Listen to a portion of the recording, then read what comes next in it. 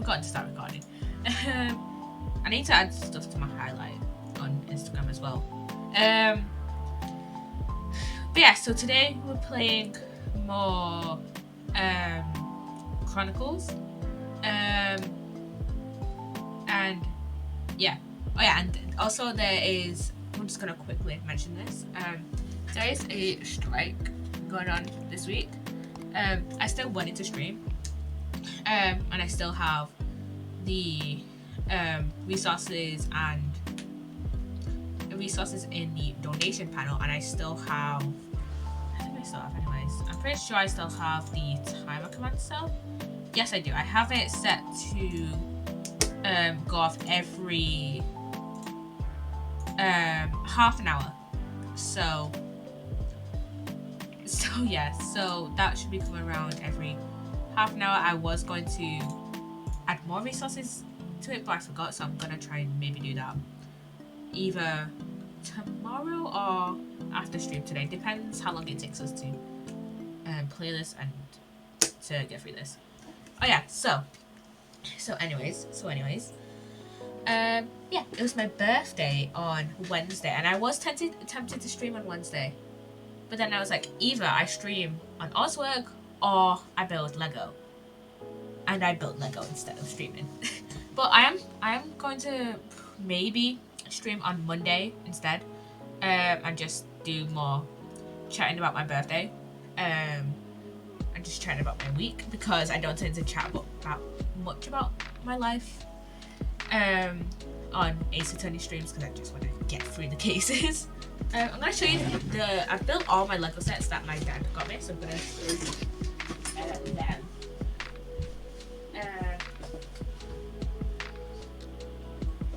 So this one is the... Ooh, something fell. I'll get that picked up in a minute. This is the first one I built, and I showed you this last Sunday. This is the axolotl Minecraft build. I didn't show you the back. Did I show you the back of it? I think I did. It's like a little house inside, and I've knocked stuff off of it already. Jeez. Uh-oh. I've broken. Let me fix it. Let me pick everything up and actually fix it. How did I do that? How did I fix? No, how did I break it even? It goes. How did it go? I can't remember how it went now. Jeez. I know this like chest thing went in here, and then that went on top. This went on top here. I should be really doing this and showing you what I'm doing. But I'm not doing that. But yeah, this is the axolotl set. I showed you guys, I think, last Friday? Yeah, it was last Friday when I built this. So, why aren't you standing on... Actually, going on the studs. Jeez, there we go. There we go. There we go. What's a random... Oh shit, wait, these are meant to go. These little... You can't tell. You can't see them. I have two little pieces that I'm supposed to... Legos like to fall apart when you don't want it to. Literally. My Legos, and a piece just fell on the floor. There it is. I literally... Welcome in, Kai, is it? Yeah, Kai. Welcome in, by the way. But yeah, I literally have a twin of Legos at my mum's, and whenever she comes into my room, one of my Lego sets is bound to break just because she accidentally knocks it over, and I'm just like, Mom, don't touch my Lego sets. Like, come on. Hopefully my other Lego sets don't break when I'm showing them to you guys. But yeah, that's the axolotl set. And then I have two other sets that I have built over the past like week. Oh my god. Keeps going off my drawers when I... Let's grab this one. Hopefully it doesn't fall apart. Let's grab this as well. Yeah, these just like to... Yeah. Lego just likes to fall apart when you don't want it to. exactly like that. This is the panda set.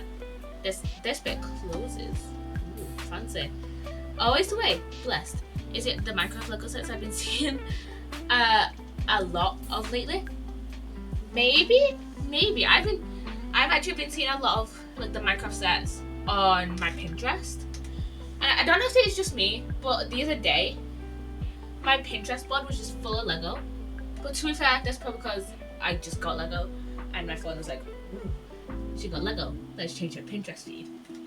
And also this one is fun. You can move the head. Just have it standing up like that. I just have it sitting up like this, so you can see. So you can always see the inside of that.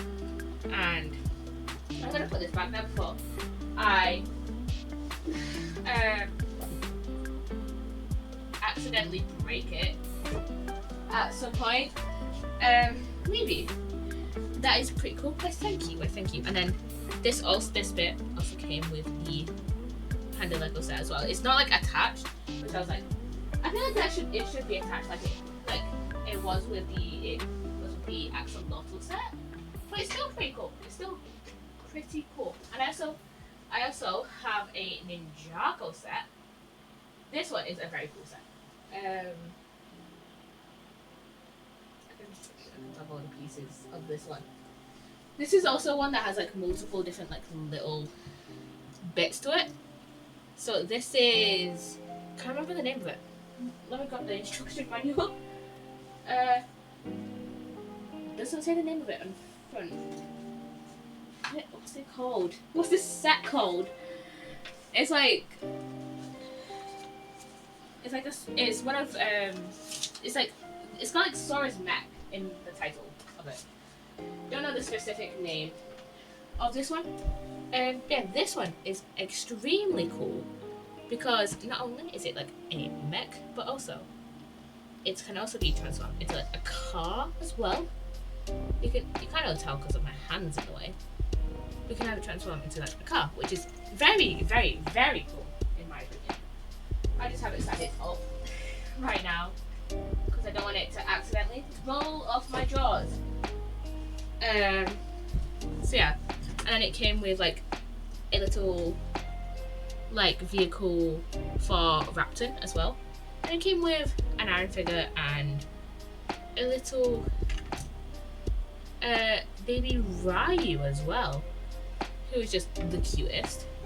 And I don't know how to feel about Ryu's like adult design, because in like a few like trailers and like little snippets we've seen of Ninjago of this year's season, we've seen like a few clips of baby Ryu, and we're actually gonna react to Dragon's Rising like new clip in a minute.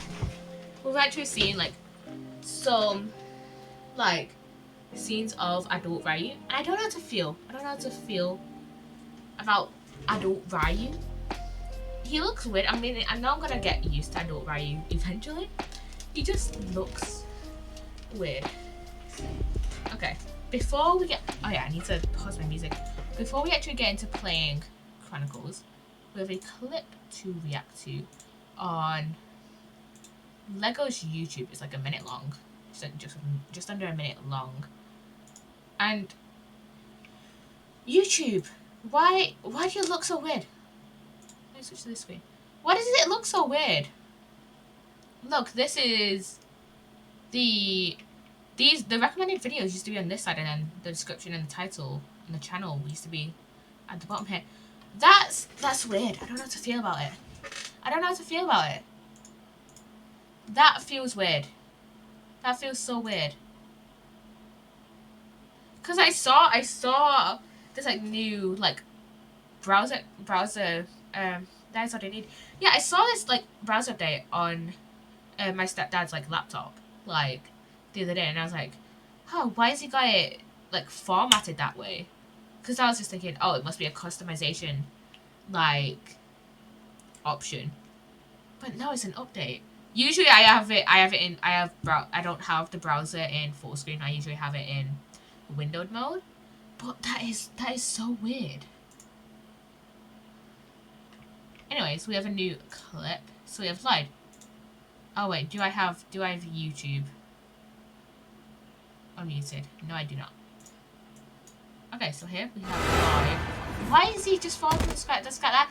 It's so weird. And then we have Sora and Aaron. I saw a vision of. I think they were the Source Dragons. The Source Dragons? Kind of, but I can't. They filled my head with like pieces of a puzzle. This is so it's much to process. Why was he just There was a metal gate. Is that the new YouTube look? I have mine so zoomed in due to my vision. Didn't even notice it changed. Yeah, I didn't notice it changed either because I usually have it in windowed mode so it doesn't show up like this. But it must be. I don't know why it's like this though. And obviously the comments will be like here, but Lego has their comments turned off. But this new YouTube look is weird. I don't think I like it. Because it's been like the recommended videos on the right for so long. I'm guessing it has something maybe to do with the formatting of the shorts. Maybe. Because you could probably only fit like 2 shorts if it was still on this side. So maybe they just put the shots tab in here and just reformatted it about to add in more shots. At least they're trying something new, but they always get it wrong. Literally, they always get it wrong, and it's just like, this looks so weird. I don't think I like it. I don't think I like it. Don't think I like it at all. And also, why does it? I'm guessing those good hands are gloves. Those feel weird because most of the time the ninja do not wear gloves. They usually just stick with the yellow hands. So seeing gold hands is weird. Place we can learn. A teacher to seek out. Teacher seek out. What is that? Are you sure this is on the level? You've been out here all night, and I think he's little sleep deprived. Little sleep deprived. No, this was real. Sure. I mean, sure. I believe it was. I think there's an old master out there who can teach us how to fight Shatterspin. That's amazing! Okay, I have no idea who Shatterspin is. If it's true, Shatterspin is the new. Are we sure it's true? Villain of as sure as I can be season. Right now. Shatterspin is the new villain of this season. Well, obviously, I mean, we do have Cinder as well, who is like one of the new villains. And let me turn my music back on. Cinder, I think he's like master. I don't even know who Cinder. I barely know who Cinder is. I haven't been keeping up with the leaks. I haven't been keeping up with like the leaks and the set releases and stuff. I mean, I have the Sora one, but that's like a new set. But like, other than that, I think I have 2 new sets. That's like it. Other than like that, I haven't been keeping up with like the leaks and like the releases of like new characters and stuff. I haven't been keeping up with the leaks and stuff in a while, since like in like the past like maybe I didn't keep up with the leaks really last year. There's so many. I have always looked at the Harry Potter sets, but geez, they cost a fortune. Literally. I'm on Ninjago Twitter. I'm on like Lego Ninja, like the Lego Ninjago side of Twitter, and there was just so many people complaining about the new like set prices, and I think it's just like a general thing across the board that like the set prices have like increased. I think they just have increased like so much, like a lot, and yeah. Because it's like, yeah, I think like the other year, like maybe like last year, like not last year, like maybe 2-3 years ago, you could get like a set for like a tenner. You could get it for like 10 quid, like 10 quid. And now the cheapest set, I think the only set you could probably get for 10 quid are like the individual like flowers. That's like it. There's like, and like the cheapest like of like the other sets are probably like the small ones that are like for 15 quid, 15-20 quid. So it's like there's definitely been like an increase in set prices from Lego. Yeah, I think I'm gonna get to the case in a minute. I'm gonna on Monday I might stream on Ozwork SMP. I just talk more about my birthday. I was gonna talk about more of it now. Yeah, I got Lambo car set for like 20 quid at Morrison's. Jeez. They definitely have like gone up. Like they definitely have like increased like quite a bit.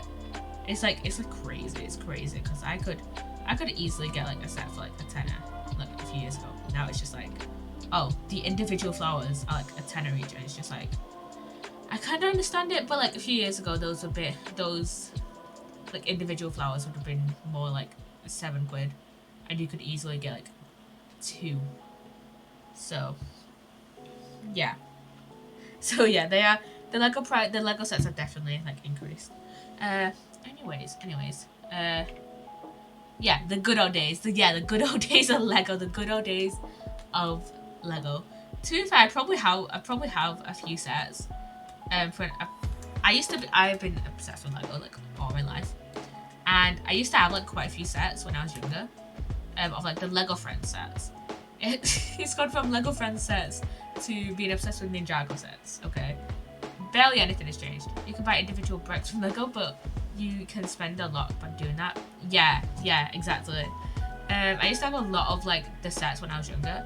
I still probably have the sets, just like broken down into like their bricks and across like multiple like boxes.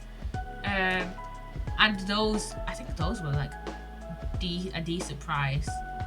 Like I think probably the most expensive one was the Lego Friends cruise ship, and I'm gonna look up how much that would have cost. So what do I have?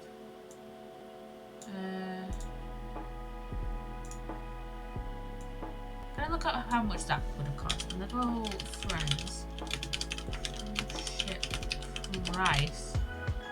This would have been 2013, I guess. 2013. How much was this? I mean, people are selling them for like, the highest price I can see on eBay is like 200 quid, but I know it's a lot cheaper than that. I think the average price on eBay is like 40 quid. So I think they used to be, I think the cruise ship, like the Lego Friends like Dolphin Cruiser, that was to be maybe 30 quid, I'm gonna say. And this is a lot smaller than what I remember it being. Holy crap. Oh yeah, I gave my niece and nephews one of those old red boxes with loads of brick. Holy crap. Literally. This is cheaper than this is smaller than what I remember it being. I remember it used to be like decently sized big. What was the biggest set? I think this is like the biggest set that I had when I was younger, like the cruise ship. Like the cruiser or whatever it's called. But yeah, Lego Friends, not just Lego Friends sets, just Lego sets in general have just increased so much. Anyways, let's get into playing more Great Ace Attorney.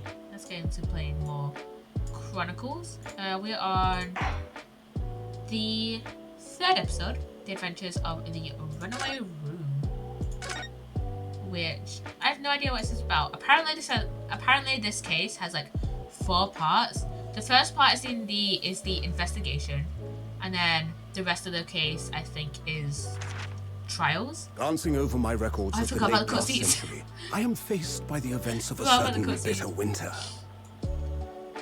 These cutscenes are always so A funny. murder in a carriage as it sped through dense London fog in the dead of night. Though the victim and the perpetrator were the only ones inside, there were multiple witnesses to the crime itself.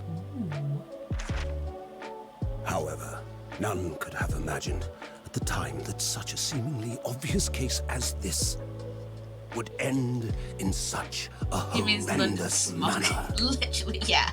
Literally.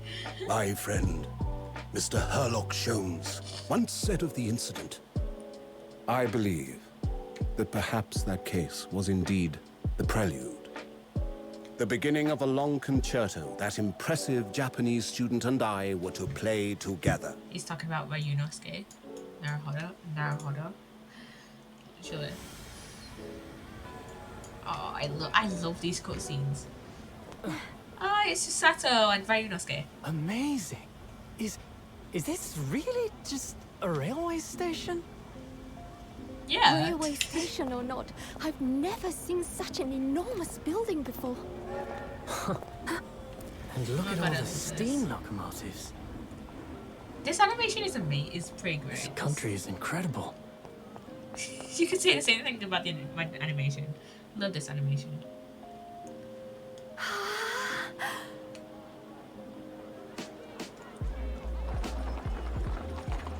Oh, it's like a mini anime in the game. So cool. Literally, it's so cool. This is definitely one of the improvements they've made. This is the capital of Great Britain. This game in this game, and I think Apologistus compared to the Phoenix Wright trilogy, because in the Phoenix Wright trilogy there was like no cutscenes. The Supreme Court in Whitehall, if you wouldn't mind. They had like no cutscenes in the Phoenix Wright trilogy. But now jumping from that to this game and Apologistus, it's just students from abroad, eh? so great. Yes, just so great. Thought so. Well then, I hope you enjoy your stay. No, this is And amazing. welcome to the centre of the world, Great Britain's mighty capital, London. London. Here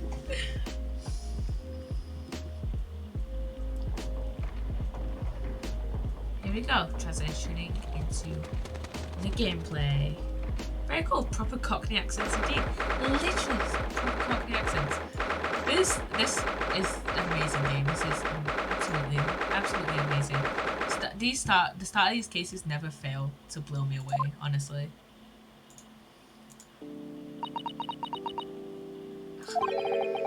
What an incredible place. It's so imposing. It's almost suffocating. This place is breathtaking. It looks like a fortress. There's some stone buildings like this in Japan now, of course, but they've only been built in the few short decades since we opened our borders to the outside world. An authentic example like this has quite a different impact, wouldn't you agree? Here for a lurk. Well, thank you for the lurk, Nordic. Thank you for the lurk. A far cry from the wood and paper most of our buildings are constructed from. It's certainly unfamiliar, but I think there's more to the differences than just construction materials. Yeah, there's cogs in the background and stuff. What is this place again? This is the Lord Chief Justice's office, Naruhodo-san, in the Supreme Court of Great Britain. The Lord Chief Justice. We had instructions to report here at this time. If circumstances were different, we were supposed to let the Lord Chief Justice know that we had arrived from Japan. But Kazuma can't. No. So instead, we are here in a different capacity, as envoys to report the news of Kazuma-sama's death. Yes. And having delivered his or her message, an envoy's duty is done. So, we'd have to return to Japan. If we want to remain here in Great Britain, I have to take Kazuma's place as the law student selected for the study tour. Yep, yeah. Which means you need the requisite qualifications as a lawyer, which is what I've been studying for. Here in Great Britain, it is the Lord Chief Justice who appoints lawyers. So that's the second reason why we're here. To have you officially recognised as a lawyer. It's the only way that we'll be able to remain here in London. I hope I'm up to scratch. Hopefully. Ah, good morning. Sorry for keeping you. Here he is.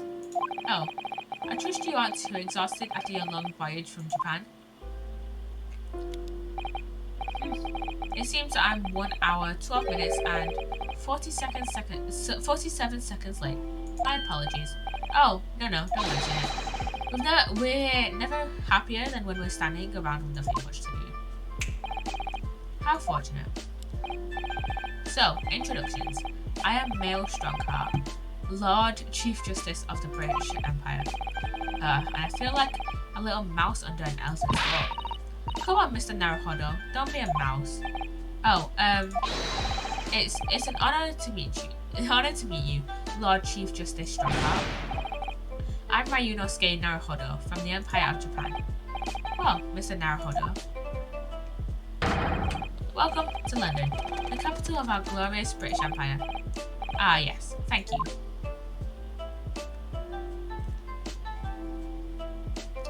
Let us converse with him. London. So, what are your impressions of our capital so far? How do you like London? Oh, help.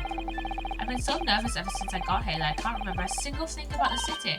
It's simply splendid, isn't it, Mr. Naruhodo? Oh? We had a wonderful view of some of London's streets from the carriage on the way here from the station. Everything is so impressive and grand. I must say, I'm almost lost for words. I'm glad to hear you like it. The city boasts tramways, piped water and gas, even cables supplying electricity. We spearhead every revolutionary new technology in the world. Every visitor to London is astonished. It's astounded even, not astonished. Oh yes, astounded is the word. Thanks for saving me there, Susato-san. And everyone seems so jolly and full of vigor. Yeah. There's much excitement about the about the upcoming Great Exhibition we'll be hosting here in London. Great Exhibition. Cultural and technological achievements from around the globe are to be exhibited here in our great city. It will be the greatest spectacle of its kind in history, and will make Paris's World Fair look like a toy shop. I can't words today. Gosh, I can hardly imagine how magnificent it's going to be. Great Britain's capital city is nothing but magnificent. London is the centre of the modern world, even if you do say so yourself. The sun will never set on our great empire. Perhaps it is fate that in these progressive times, we welcome visitors from the land of the rising sun. Law student. Lord Chief Justice. I think you were expecting a student of law for this student study tour, weren't you? Absolutely. I'm Mr. Kazuma Asogi, if my memory serves. That's right. The British government has already telegraphed a full report on the situation. I understand the young man lost his life aboard the steamship bound for our shores. That's amazing. The news reached him before we even arrived. My country naturally extends its deepest condolences to yours. Oh, thank you. And you honoured this appointment specifically to inform me of the news? Yes. We are here in the capacity of envoys from Japan to report the sad news in person.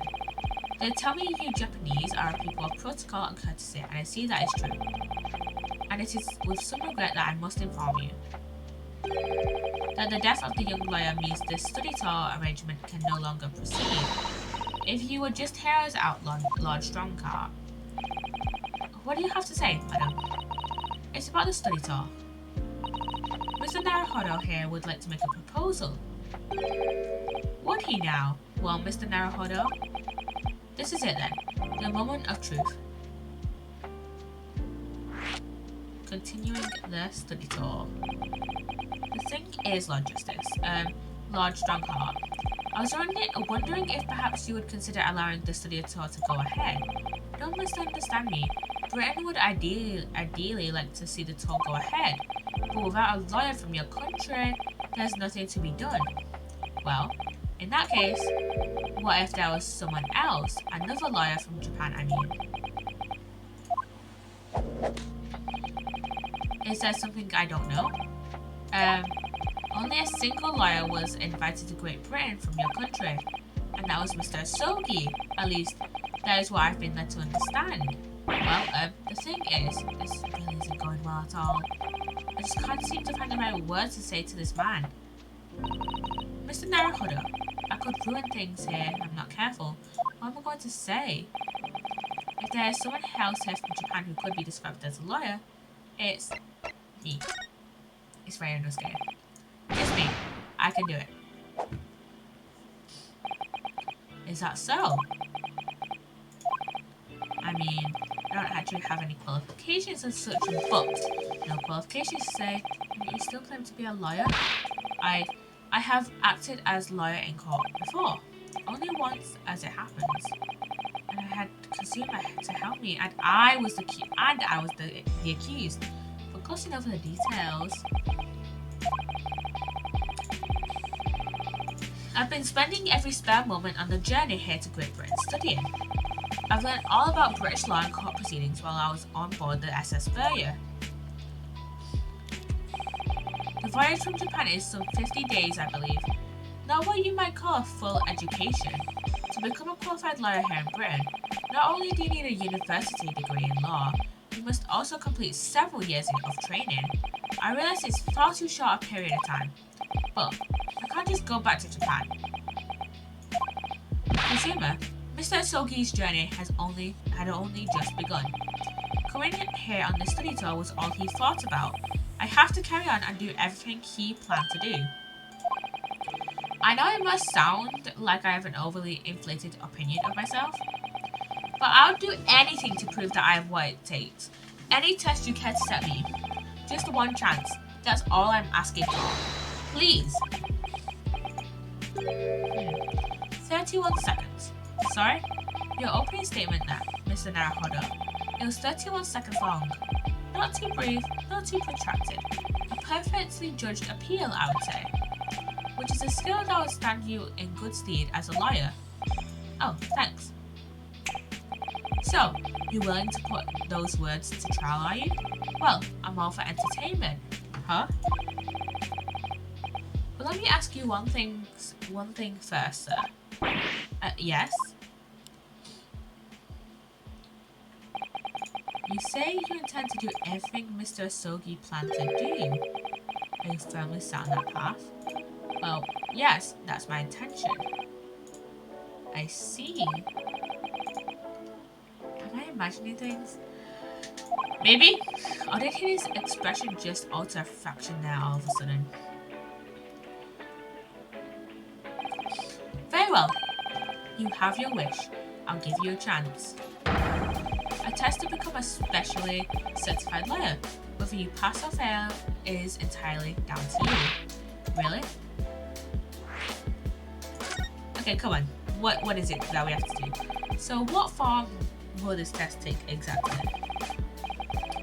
Tell me, Mr. Naruhodo, what do you consider the role of a lawyer to be? Well, defending people, of course. Well said. So, let's have you defend someone. Huh? Your timing is perfect, in fact. There's an act trial about to begin later today. No advocate has been appointed for the defense as yet, so this will be welcome news. Today? Straight away? If you manage to secure a verdict of not guilty, you'll have passed my test. What could be simpler? Ugh. How do I get myself into these situations? I mean, this is the third case, and Ryunosuke has been the accused twice. So I don't know. He's almost as bad as Maya, I tell you. Well, could I ask, what sort of trial is it, Lord Strongheart? Yes, good question. I remember. It's a murder trial. A murder? An extremely simple case, I understand. You really can't lose. That's easy to say. But I should mention, just in case, if the defendant is found guilty, he will, of course, be sentenced to capital punishment. Capital punishment? He'll be put to death? Here in Great Britain, murderers are sent to the gallows without exception. Presumably, you read that much in your short C-based introduction to British law. We can't possibly agree to such a test. We will be toying with a man's life. What do you expect? This is Britain in like, what? When is this game set? Like, I'm gonna say 1700s? No. 17, 18? I'm gonna say 1800s. This is England in the 1800s. And I'm pretty sure capital punishment didn't become illegal until like we literally did this in history at GCSE, but it's been like 2.5 years. It's been almost 3 years since I did GCSE history. I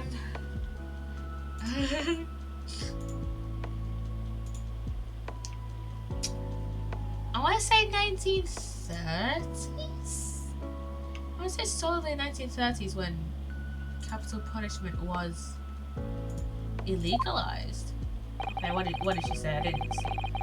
Did we read what Psssttt said? Yes, we did. Okay, this is gonna annoy me. When was capital punishment illegalized? Because I remember doing this at GCSE. When was capital punishment? I don't know why, but I have a feeling it was in 1936.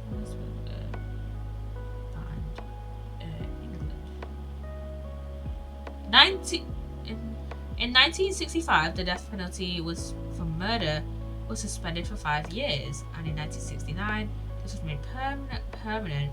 However, it was not until 1998 that the death penalty in Britain was finally abolished for all crimes. I thought it was the 1930s. Why did I think it was the 1930s? That's so recent. How was it that recently? That recently? Literally, it got banned in 1998. That was 2 years before my sister was born. Huh? Like, that feels weird. That feels weird. That it was banned only like how many years ago is that now? 26? Yeah, due to the fact that they sadly took the lives of innocent people. I watched a lot of crime stuff. Yeah, I swear, I remember it being 19. I don't know why I thought it was 1936. And we literally did like stuff. I can't remember the specific topic at GCSE, but I remember us doing something around like the death penalty and like at GCSE. And what was his name? There was this really famous guy who, like, this really famous executioner, and he and this was at the time when it was like people were hung, and like when hanging was like the most popular method of execution. And this guy, either he had hung his best mate or he had hung someone innocent, and I think this guy was like the last person to execute someone. It was like Robert Summon. I don't remember. This just shows I haven't touched a history book in like 3 years. In like almost 3 years. I just do not remember this stuff like at all. Like I generally have an idea of it, but it's just like it's gone out of my brain because I've been too focused on psychology and not history. I am the Lord Chief Justice, and I decided it's acceptable. But you can't do that, can you? He's the Lord Chief Justice, of course he can. There's no need to overcomplicate this. All you have to do is ensure that you don't lose. So the defendant may live or die, depending on how well I perform in court. If I lose, he'll be hanged. Mr. Naruhodo, you've come to me claiming to be a liar. If you want me to take you seriously, you need to prove you're willing to do a lawyer's job. And you say you intend to see through the will of your compatriot, Mr. Asogi. I'd like to understand just how far you're willing to go in order to make that happen. He's testing my resolve. What's the matter? You've fallen silent. I'm sorry, but time is pressing. The trial begins shortly. I need an answer from you now. What's it to be? What do I say? Do I agree to this absurd test? We'll do it. Alright then. If I have to give you a decision now, my answer is I can't do it. I can't get the words out. 15 seconds. Your decision making needs work. if you want to be a lawyer. That was too slow. So, it's as I suspected, is it? Sorry? You have noble intentions, but lack the resolve to see them through. This test is cancelled. Thank you for stopping by. No! We wanted to do it! Go and acquire a ticket to the passage back to the east tomorrow. This conversation is over. No, we wanted to do it! No, we'll do it! We'll do it! Yes, long struck up. No! Reinosuke! Thank you for offering me a chance. Reinosuke! Mr. Naruhodo. I'm sorry, Mr. Sato. But what could I do? It's alright, I understand. You do? It's not an easy decision to choose whether to defend a man in these circumstances, but resolve has absolutely nothing to do with it. What are you trying to say, madam? Yeah, what are you saying, Mr. Sato? I think what Mr. Sato means... So no matter how badly I'd like to be recognised as a lawyer and stay here in Great Britain, to risk another man's life by treating his one and only chance at a trial so trivially would be utterly unforgivable, and I feel exactly the same way. I'm sure the defendant won't see this trial as a test, as some kind of experiment.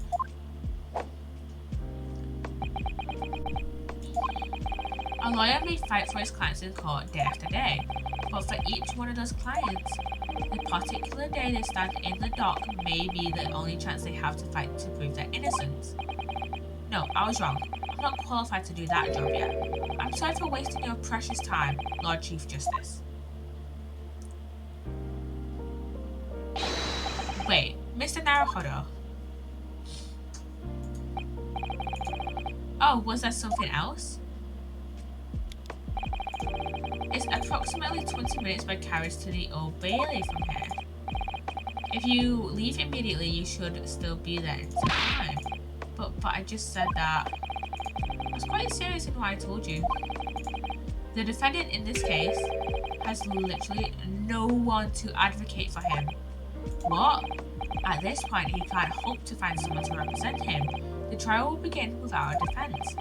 And if that happens, there's only one possible outcome.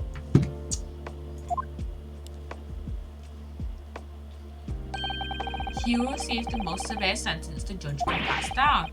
But that's awful! But that is the truth. Why does it have to be like this? Yeah, why does it have to be like this, Lord Chief Justice? Can't you change something to give him, like, state-appointed, like, defense? Please don't expect an answer to every question. The cold hard truth of the matter is that there is only one person now with a chance to save this man from a very miserable end. And that is you. I'm really his only hope. So, what do you say now, madam? Me? What do you mean, Lord Strongheart? You said it wasn't an easy decision to choose whether to defend a man in these circumstances, and I agree.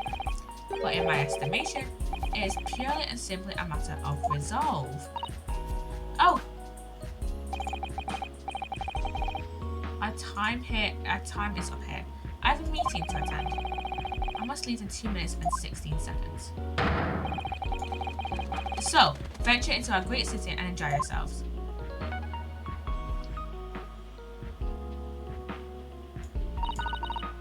He's gone. The Old Bailey. If we're going to do this, Mr. Naruhodo, we must leave at once.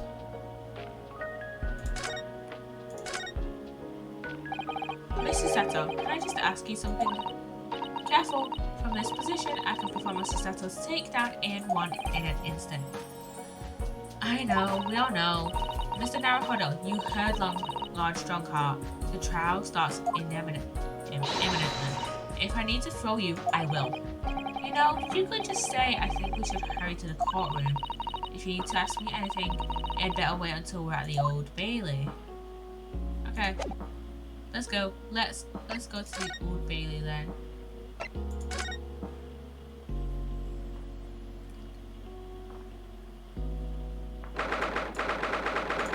Ooh, this is very fancy. Very, very fancy.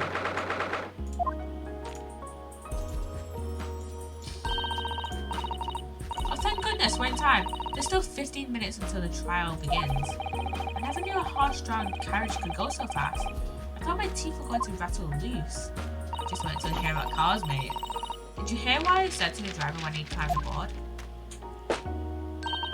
Get us to our destination in 5 minutes, driver. And there's a guinea in it for you. It's one of my favourite lines from the Herlock short stories, and it worked quite perfectly. I'm not sure why I'm so pleased. I thought we were going to die and we had to pay gold and we had to pay gold for the privilege. Well, at least we arrived here before the trial started. Yes, I suppose there's that. Anyway, I don't understand it. The court clerk said the defendant should be here, but there's no sign of him at all.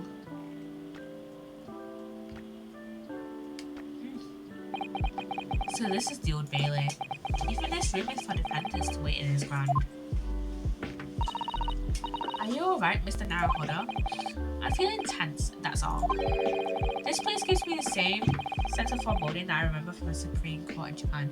Wait a minute, did I say the soundtrack? I literally didn't soundtrack before stream, and then I remember on Sunday I didn't soundcheck. And then apparently I sounded like, according to Matt, I sounded like a chipmunk for like I sounded like a chipmunk. And he came in like half an hour after I'd started streaming. So he's like, how long was I sounding like a chipmunk for? Wait, let me get up the VOD from Sunday. I haven't got my stream, actually. On my phone. Let me play it. Where is it? Where is the bottom Sunday? Hello, my name is that's my channel trailer. Posts my okay, VOD from Sunday. That was the Ozwork stream. Yeah, I sounded fine at the start of the stream. This is the full set that I was building before stream. Fine, that's watching the VOD on YouTube. It's about half an hour in. But yeah, so now I need to go put it on my.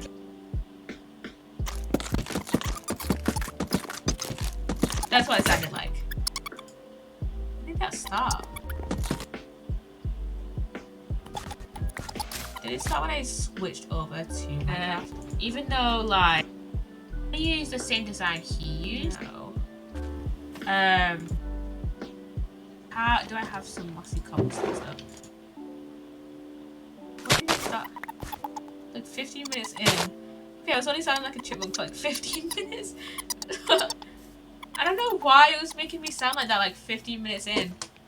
That was the weirdest thing that happened to me on Sunday.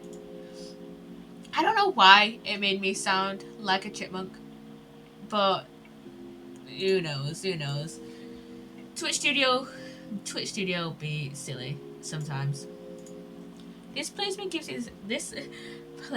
me the same sense of foreboding that I remember from the Supreme Court in Japan. You know, I'm gonna put in one of my AirPods just so I can just monitor my audio. This place gives me the same sense of foreboding that I remember from the Supreme Court in Japan.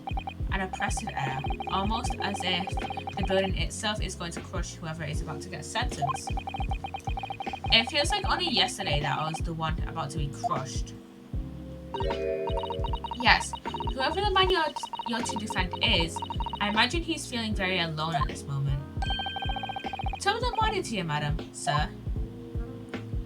You're a Scotsman. What are you guys doing? Follow me here. Things are very desperate, are they? Sorry? Would you look at those expressionless faces? From the East, are you? From Japan, yes. Ah, Japan, is it? Right, say no more. So, we're not... Someone is Irish, not Scottish. So, how much do you need? No, we're just here because... No need to explain, fella. I've been there myself, so I have. No place to go, nothing to eat, barely a penny to your name, and all while in a strange, faraway land. Well, actually, we haven't found a place to stay yet, no. Tis grand, tis grand. Let me start by giving you the 1,000 guineas. Say nothing now. 1,000 guineas? Please, Miss Psssttt, you don't have to shout. 1,000 guineas is enough to build an entire mansion in the most prestigious area of Tokyo. Oh, what? It is nothing to me at all. I like to ensure I have sufficient funds to weather a rainy day, you see. I have enough wealth to buy the City of London 2 or 3 times over. Could that much rain even fall in one day? Well, even so, we couldn't possibly accept such a large sum of money. Ah! That hit me in the eye. The animations in this game are so cool. Don't get me wrong, fella. I'm not giving it your notions attached. I'll be wanting you to do something for me. Oh? To be honest, it is a little embarrassing. The trial is about to begin, you see, is for me good self here. I'll be in the dock. So now, what I want you to do is come along with me and stand there beside me. Officially, you'd be my lawyer, but that's just a little detail now. Oh well, the thing is, don't worry about a thing. All you have to do is stand up there next to me, not even more. Otherwise, you see, the trial is going to start without me having any kind of representation at all. So it was true.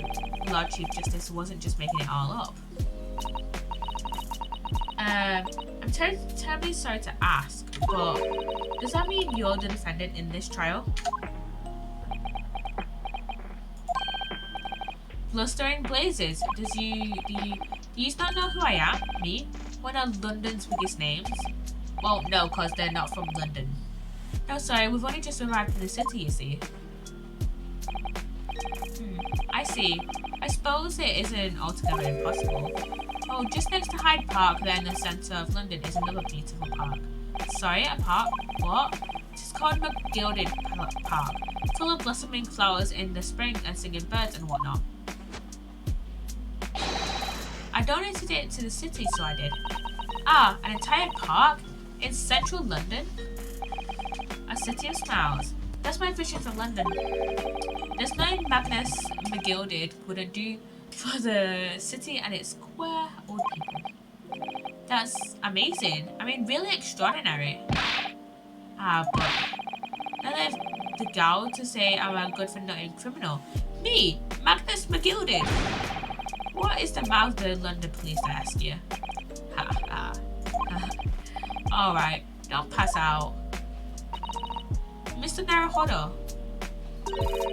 Perhaps now would be a good time to introduce ourselves while the gentleman catches his breath. Good idea. Ha. Mr. McGilded, the thing is, we're actually here in London to study British law. We're law students on a study tour from Japan, you see. So, if you don't have a lawyer for the trial yet, and you'd be happy to put yourself in our hands, we'll do our best. What was I after saying, you daft Egypt? I've given you 1,000 guineas to stand up there next to me, haven't I? Well, yes, but I wasn't really offering to just stand there next to you. Oh, I think I see what's going on here. Sorry? I know what you're thinking. This Chancellor of a fella claims to have more money than the Queen. But if that's true, why the blazes can't he hire the finest lawyer in all of England? Because he did it. That's the only explanation. Well, that's all. We have to have belief in our clients. That's the #1 rule of a Psssttt. Believe in your clients. Although it is a little strange, to be honest. Where you don't have a lawyer, I mean. That would be the fault of the Reaper. Who's the fucking... Is this supposed to be like... Chronicles' version of Jack the Ripper, maybe? Sorry, did he just say Reaper? Aye, the Grim Reaper of the Bailey. Lord Barak von Zeeks. Ah, he's the prosecutor. The prosecutor is the Grim Reaper? When Von Zeeks stands for prosecution, they call the accused his sacrificial lambs.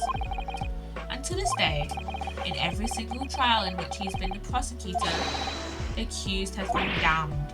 What? So it's reached a desperate situation. But there's no one willing to stand in defense against the fella at all. You can say he's a living legend of the Old Bailey. Goodness. Lord Baron von Zeeks. He must be an exceptionally talented prosecutor then. Talented isn't the word you're looking for, madam. It's cursed. Cursed? What on earth? The defendant is summoned and his counsel. Please you make your way into the courtroom. The trial is about to begin. His counsel, that'll be me. Oh, 'tis time. Well then, fella, don't let me down. But I don't know anything about the case. You haven't told me what happened. Until you showed your face here, I made up my mind, so I had. Sorry? I decided I'd have to defend myself in that. How would that have worked? But then you made an appearance. A student of law wouldn't, you know. 'Tis no accident, I can assure you that. 'Tis fate. So don't get cold feet now, please. We're just asking you what the fuck happened. I literally know nothing about the case, or about this man who stands accused. In fact, the only thing I do know, is I can't just turn my back on him.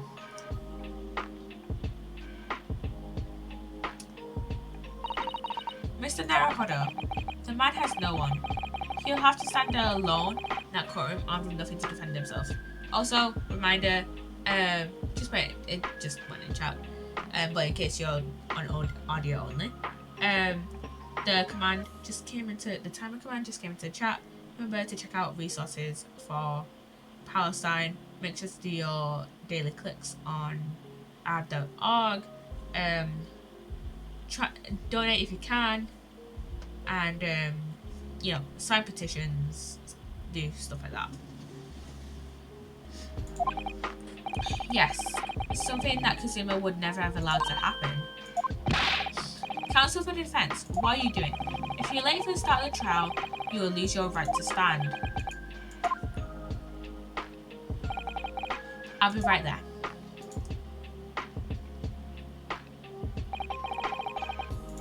It's happening then. My first trial in a British court.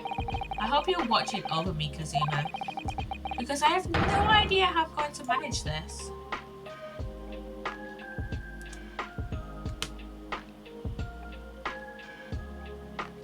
The first part of the trial.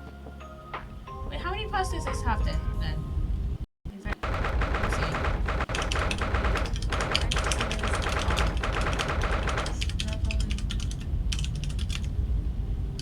Because I thought it was...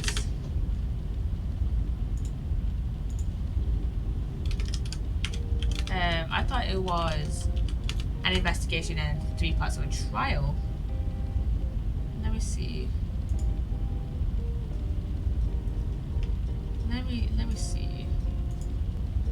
Oh, literally, it's like the shortest investigation ever.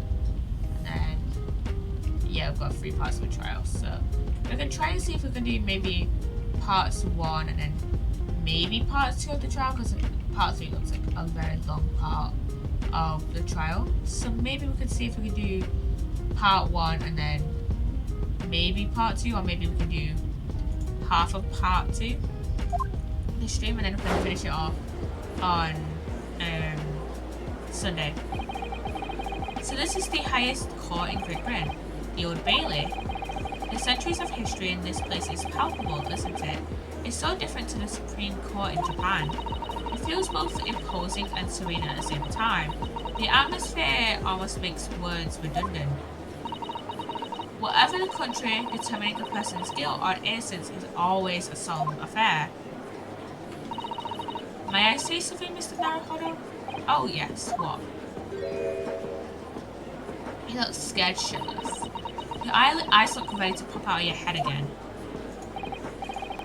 I know, but I can't help it.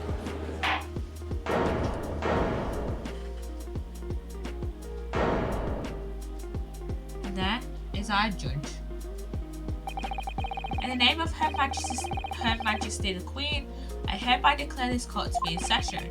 We're here today to determine the guilt or innocence of Mr. Magnus McGilded. I now call upon the counsels for the prosecution and the defense to declare their willingness to proceed. The prosecution is fully prepared. That must be the Reaper of the Bailey. He really does look fully prepared to dispatch his next poor victim to the underworld. Counsel for the defense, you appear to be Eastern. Do you speak English? Oh, yes, of course, sorry. But he asked if the defense was ready, and I couldn't be further from ready if I tried. Those eyes please me. Nipponese. They shroud your fear, your doubt, your trepidation. They run wild, clinging to some phantom notion of courage. The quintessential look of a sacrificial lamb. That's what, what's his face? McGilded said earlier. A cold shiver just ran down my spine all the way to the tip of my toes. Now, Mr. McGilded, I'm gonna turn my music down. That might be so loud. Is it loud? Okay, yeah, I'm gonna turn it a little bit down.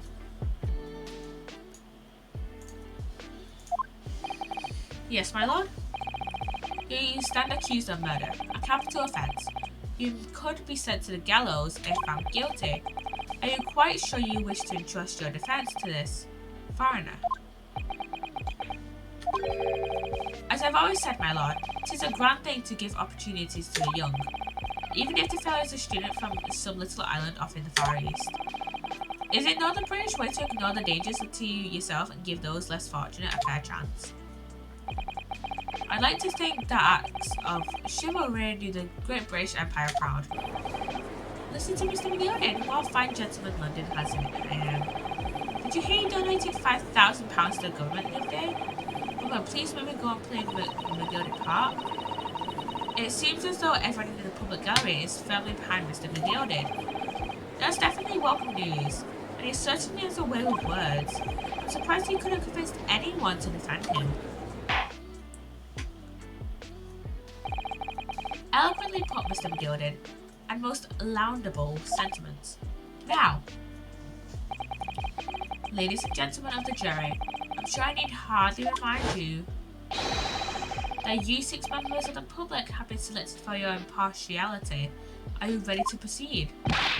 Yes, my lord. If the task is to send rotters to the gallows where they belong, I'm more than ready. At the manor, his lordship always says we should dispose of rubbish promptly.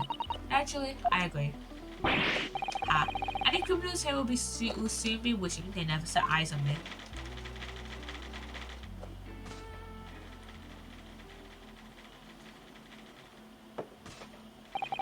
I feel a chill. Oh, don't mind me, my dears. I'll just be getting on with my knitting. I must finish these mitts for my grandson. Mr. Naruhodo, those people are the jury, yes. That's something we don't have in Japan yet. That's right. I've only ever read about it. But here in Great Britain, the court's final verdict depends on the opinions of these 6 jurors.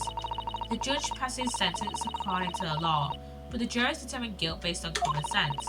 So the defendant is ultimately judged from 2 completely different points of view. But how exactly do the jurors give their verdict? That I don't know, but I'm sure it'll become clear as the trial progresses. Yes. Prosecutor Van Zeeks. My lord, it's been a number of years since we've seen you here in the courtroom. I thought you'd renounced your fame. I'm known as the Reaper of the Bailey, my lord. Infamy rather than fame, I would say. But yes, 5 years have passed since I last spread my wings in the capacity. So, what brings you back? Is there some change of circumstance of which the court should be aware?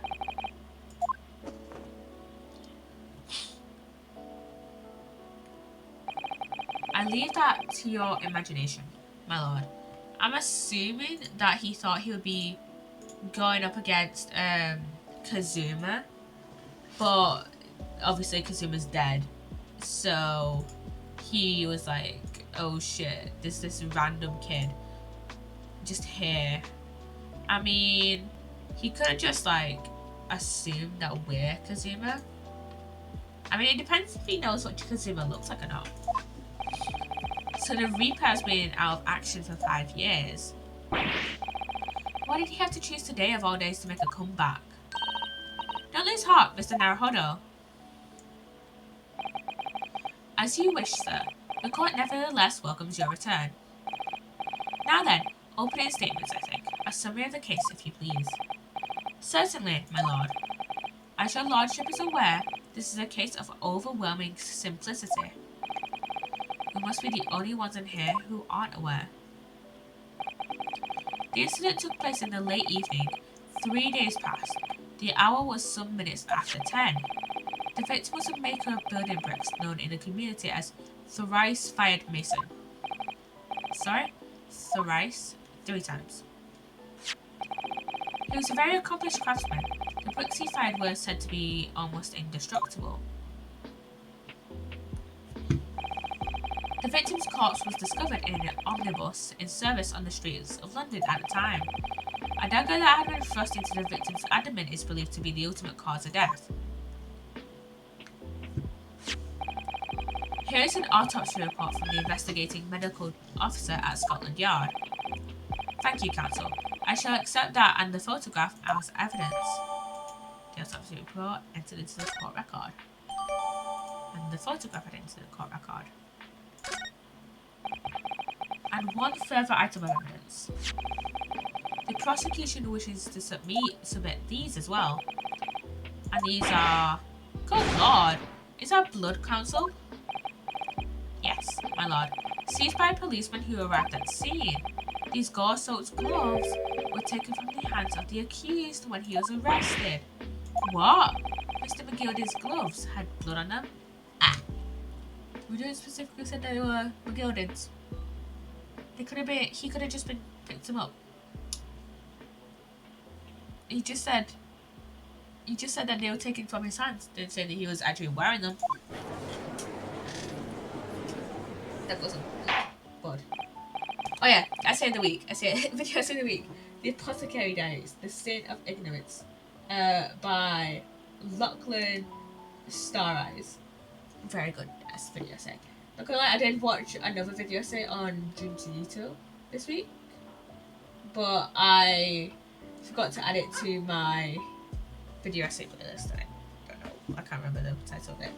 So yeah. Gloves. I'm playing this note on my whiteboard. Gloves. Not McGildy's. Yes, I'll accept these as evidence as well, which will go into the court record. Okay. How did I get into this? I'm backed into a corner before I've even started. Continuing.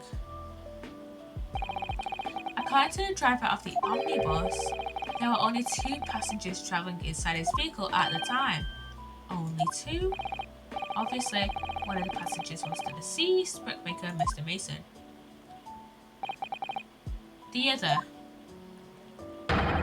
was the accused, Magnus McGildy.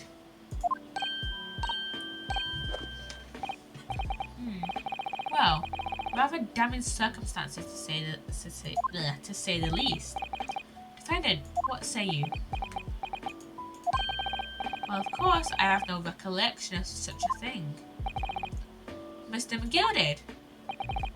To be sure, I rode the omnibus that evening, but whenever I'm in a carriage, I'm taken with a fierce tiredness and I always succumb to it.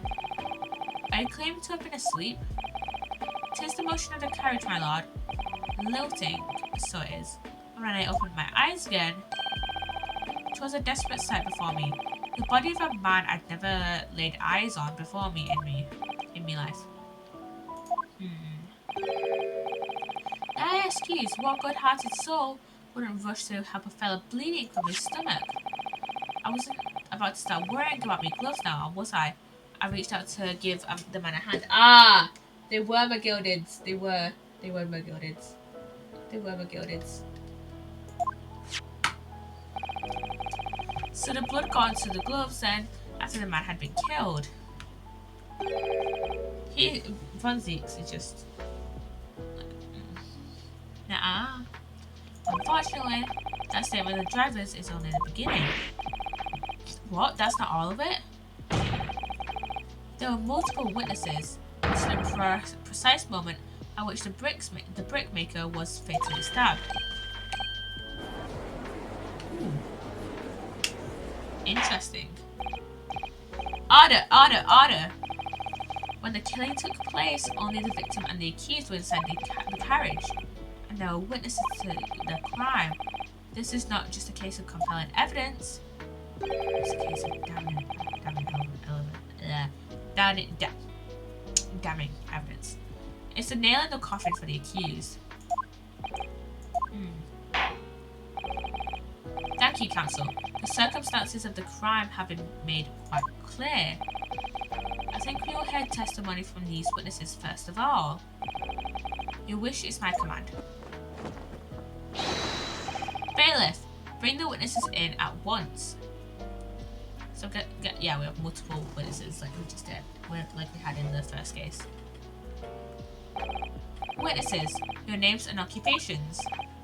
My name is, well, everyone calls me Beppo. I drive an omnibus in the East End. Bruce Fairplay, I'm a banker in the city. My name's First. Lady First. Lady First. I love these pun names. I make hats for giants. Let's begin by confirming the facts. 3 days ago, at a short time after 10 o'clock in the evening, all of you present in the stand were in an omnibus and witnessed to the aforementioned incident. Were they all in the same omnibus? Because they said earlier that there was only 2 in the omnibus. Is that correct? Yes, sir. I guess Beppo was the one driving. Quite right. Yes, sir. That's right, sir. Very well then. Let's proceed to your formal testimonies, please. Each of you will tell the court precisely what you saw. Guessing they would have been in a separate omnibus.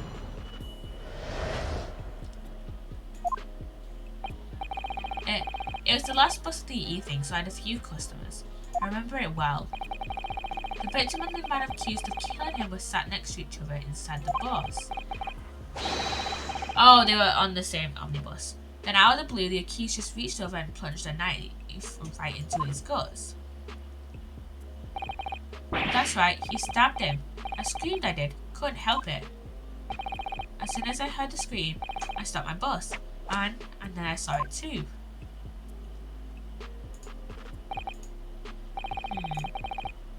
Unambiguous testimony, I must say. Exactly, my lord. These men witnessed the incident in the omnibus with their own eyes. I'd like to ask a question, if I may. Yes, counsel? Well, this testimony makes absolutely no sense to me whatsoever.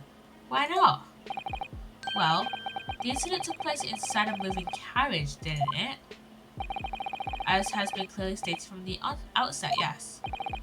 Well, in that case, how could those 2 witnesses possibly have seen what happened?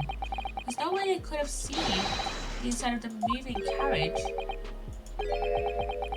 Well, I just thought they were in the same omnibus. But how? Wait. I've read that civilization in the Eastern Island nations was a good century behind our own. But you're here in London yourself. Are you really so ignorant about our omnibuses? Huh? Tell me, my Nipponese friend. Have you ever travelled in an omnibus? Well, no. We only arrived in London this morning. No matter. I've arranged for us all to see for ourselves, the actual scene of the crime, that is.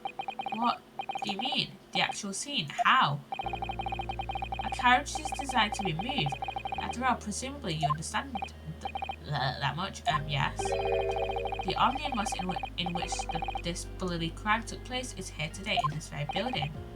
Here? What? The entire carriage? Bailiff. Bring forth the stricken omnibus.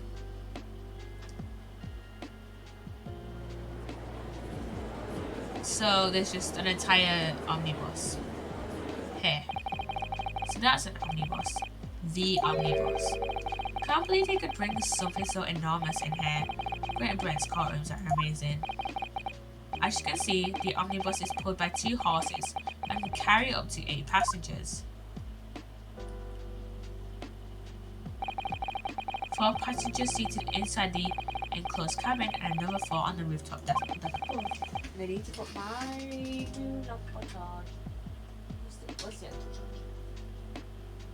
Where is it? Is that it? Is that it? I have too many charges. Too many. Yeah, I have it here. Every Londoner knows that the best view of the city's architecture and sights are to be had from on top of an omnibus. Oh, they are on top of it. Oh, and I should point out to our foreign guests that there's a skylight in the roof, allowing a view of the interior of the seats from above. Oh, they are inside it, and the witnesses were on top of the omnibus. Okay. Ah, a skylight. Oh! The penny drops at last, I see. Well, I'm sorry if you didn't know that. We didn't know that either. These 2 gentlemen were occupying the rooftop seats on the omnibus when the murder took place. This is how they came to witness the grim incident. Through the skylight. That makes perfect sense. Well, counsel, this is a first. In all my years behind the bench, I've never experienced the crime scene itself being brought into the courtroom. There are a number of important clues remaining inside the carriage, my lord. I would like to submit the omnibus itself as evidence. That is the prosecution's wish.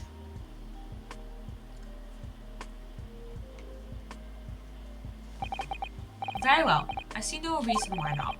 This omnibus is hereby formally accepted as evidence. I can't believe it. The entire crime scene entered as evidence. Yes, Great Britain is simply extraordinary. I could help myself a lot by giving that omnibus a thorough examination, seeing as it's here. Let us continue with the proceedings then. Your cross-examination, counsel. Not yet, not yet. We have to do a little bit of examining. So let us see. Oh, there's blood there. Well, let's open the door and go inside, shall we? The scene of a murder is horrible. Let's go inside.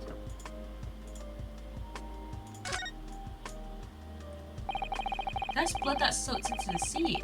The victim's obviously. Yes, and that seat would be clearly visible from the roof deck. Would you really stab someone in full view of the other passengers like that, I wonder? Well, it was after dark, and there was a lamp on in here, so perhaps the culprit couldn't see anything outside through the skylight.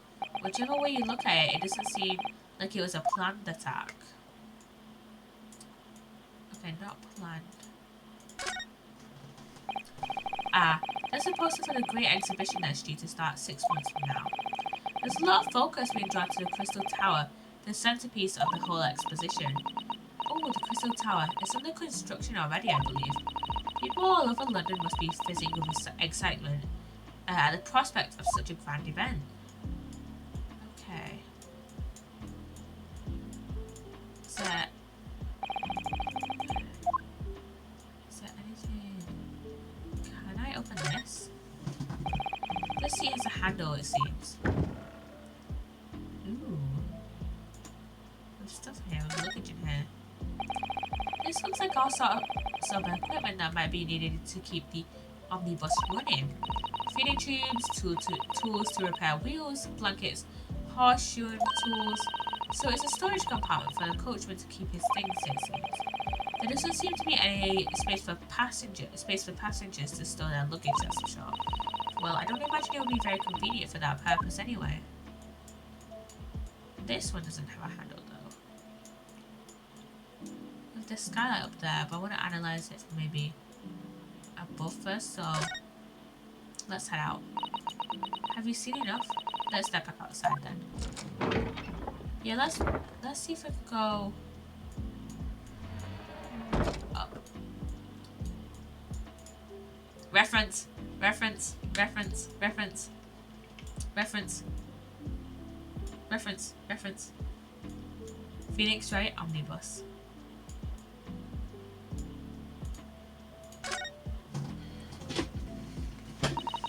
So this is the roof deck of the omnibus. Oh, you must have a wonderful view of London streets from up here. So people sit all the way up here on the bare woods nights with the cold air rushing past them. And they have to pay money to do so. Oh, I can't imagine how cold it must feel. That just made me think of something horrible. Can you imagine being dragged around the city in the freezing cold as a punishment?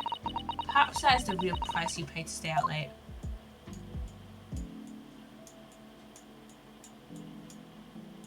Skylight.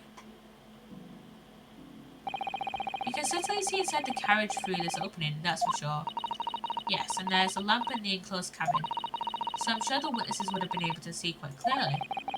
That's not good for us. Wait, would the witnesses have seen it clearly? Because if one witness was here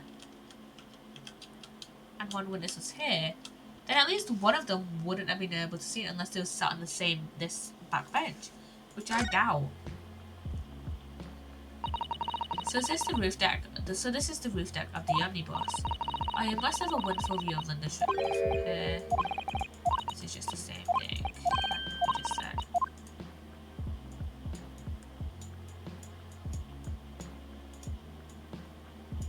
Can I just highlight this bench?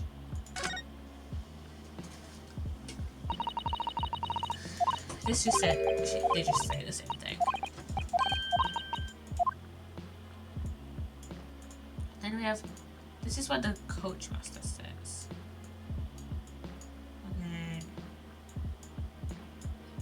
there's nothing really else. I mean, other than maybe a few odd bits inside.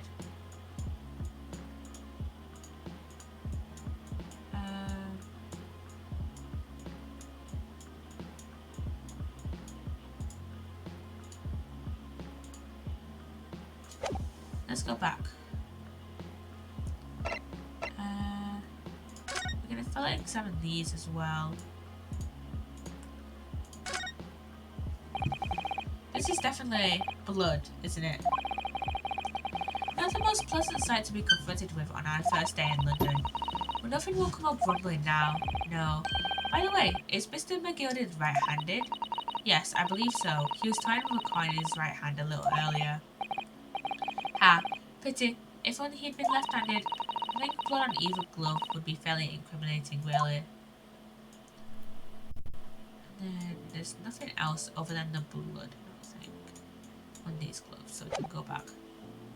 And then we have the picture.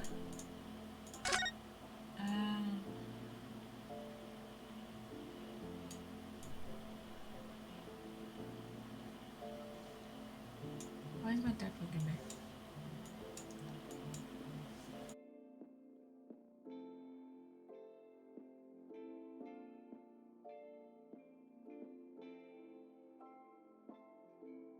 He's asking me to turn eating up.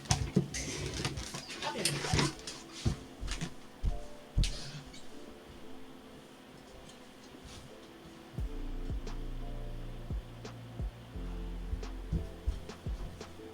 This other side is like right next to the room.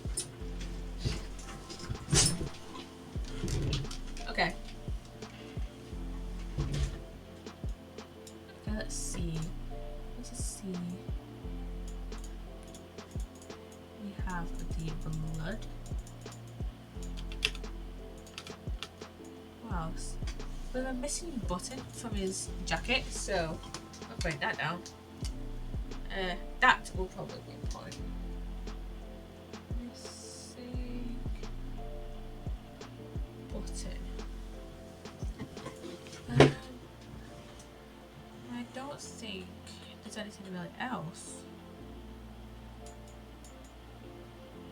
for us to examine. I mean, maybe those are... He's wearing gloves as well.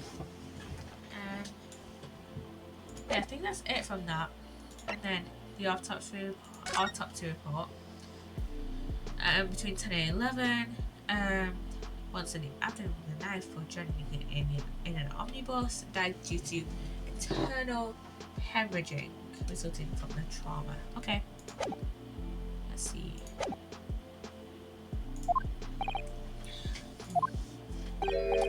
Pray don't expect the Nipponese stray to understand the intricacies of a British court's cross-examination rights.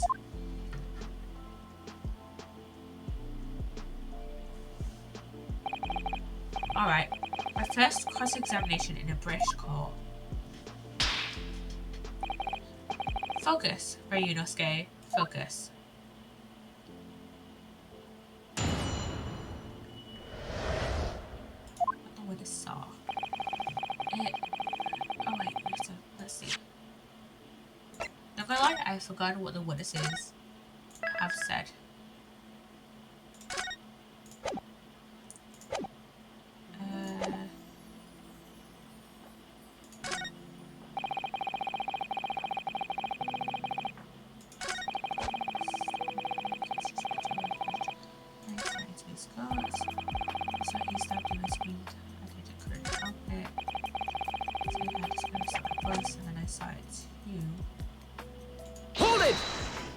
Let's press him on that. That seems a little suspicious. What exactly did you see? Oh well, sir, that would be the passenger, sir. Well, yes, collapsed on the floor he was.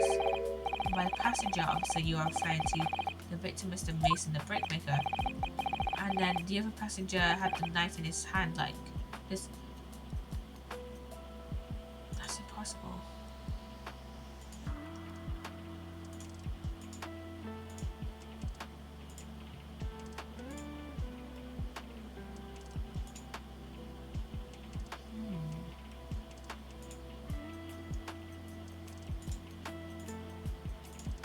Excuse me!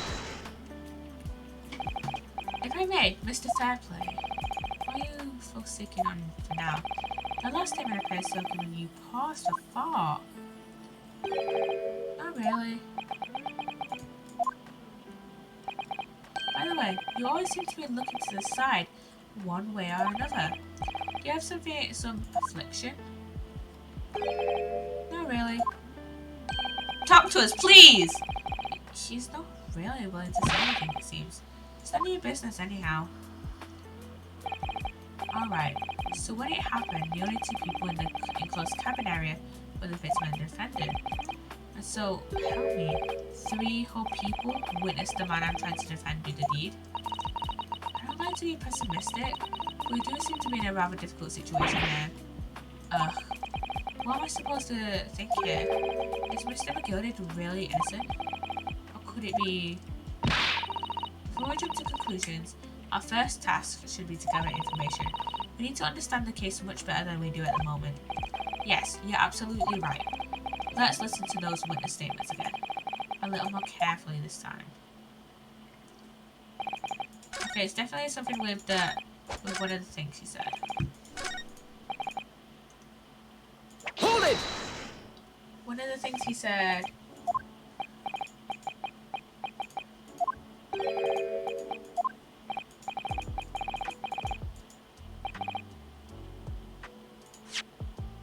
I think that could have happened. And the other passenger, obviously you are referring to the accused, Mr. Magnus McGilded. And when he plunged it down like this, stabbing the other passenger in the belly.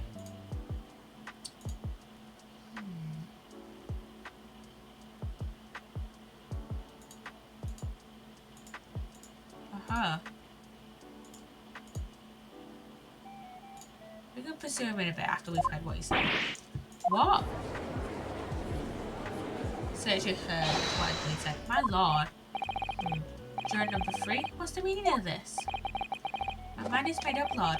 Completely and utterly made up. Made up about what? I don't like this stinking bitch. Never have. That was up to something over that They shouldn't be. Every one of them. He looks like he's stinking rich. And that little leprechaun of a man is no exception. Well, he can't fool me. Oh shit, we've won guilty. Uh-oh. There's no point wasting time listening to any more of this. That's my opinion on the matter anyway. Would it? This is precisely what I was about to say. Oh! As a former of the jury, it's my duty to set a good example to my fellow jurors. Oh. With two for guilty. But what is happening here?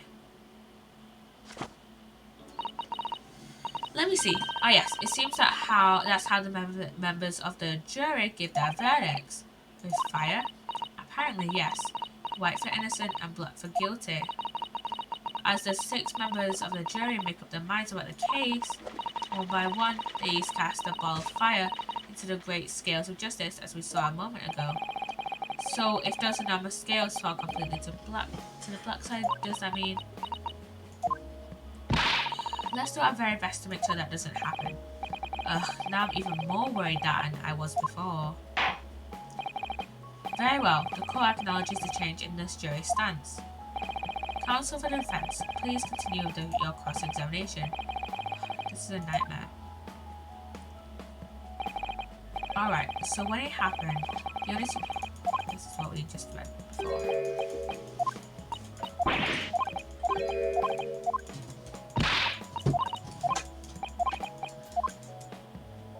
Okay.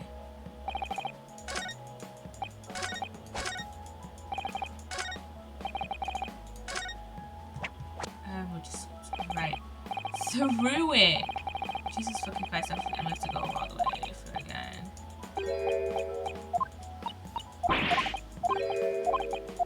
We could press the witnesses for more information. Hold it! Yes, I think it was sometime after 10, wasn't it? Yes, so that's right. That's right, so yes. Episode code it was freezing, in fact. Excuse me. Shit. I pressed pursue for fair play again when I didn't really have to.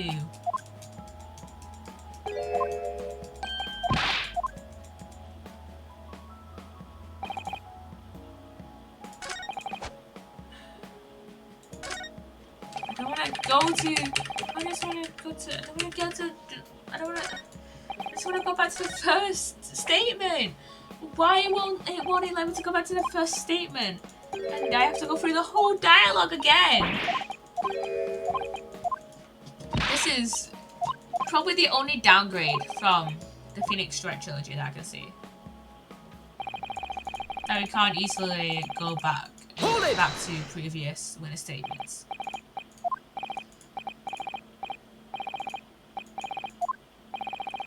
And you had 4 passengers on board at the time, is that correct? Yes, that's right, sir. Not all traveling in the same parts of the bus. Of course, though, not. No.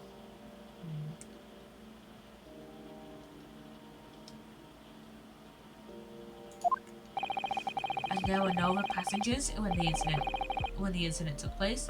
No one alighted, for example. You're quite right, sir. No passengers like that. None. None of these guys seem to be suspicious. So nobody fled the scene of the crime then. I have to say the boss insists on it running. He does every evening that last bus of the day. I do wonder sometimes if it's altogether worthwhile. Yes, sorry to say. What do you mean by that? Well, what with it being so cold and everything, and only making 20 pence on the run, you see. Yes, I spend that much at the pub on the way home and just trying to warm up again.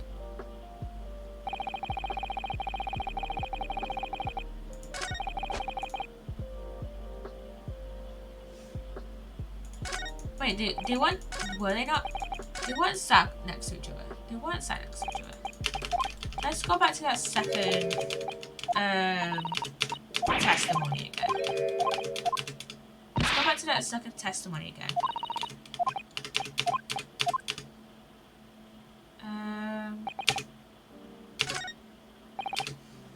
What's that next to each other on the inside of the bus? That was not correct. That reveals a damning inconsistency, that last statement. What did you say? So look at you, counsel. I see your trembling hand, your pallid expression, and your perspiration. Oh, God, it seems to me. Guys, they weren't sat next to each other, no. They were sat across from each other.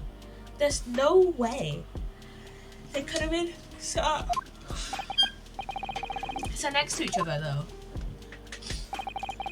You invited, sir.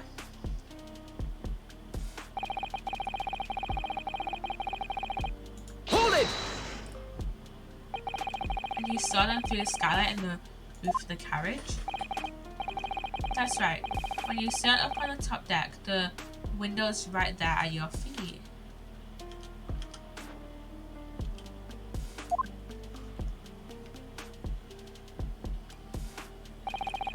There's a lamp on the inside, so I had a pretty good view. The two of them were wearing hats, and I couldn't exactly make out their faces. But there's no shudder doubt reminder that it was Mr. McGilded. That is not McGilded, though. They don't wear the same suits. How can you be so sure? Or how can I put it politely? McGilded is a gentleman of a rather small stature. I couldn't have mistaken him for anyone else. Let's not forget that when the vehicle came to a halt, the only people inside the enclosed cabin were the deceased Mr. Mason and Mr. McGilded. There's no room for doubt here. Ugh, I really wish there was.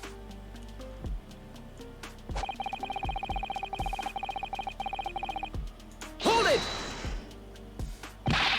You actually saw the exact moment it happened? Didn't I already testify to that? Are our fair dinkum hard-working city bankers not considered trustworthy these days? Oh, no, I didn't mean it like that.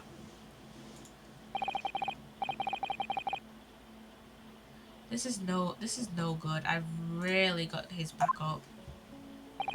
Perhaps you could just tell us what you saw in a little more detail if that's... My lord, if you forgive the interruption. Juror number 2. Go on. Mr. McGilded is a pillar of society and a gentleman gentleman's word should be sacrosanct. However,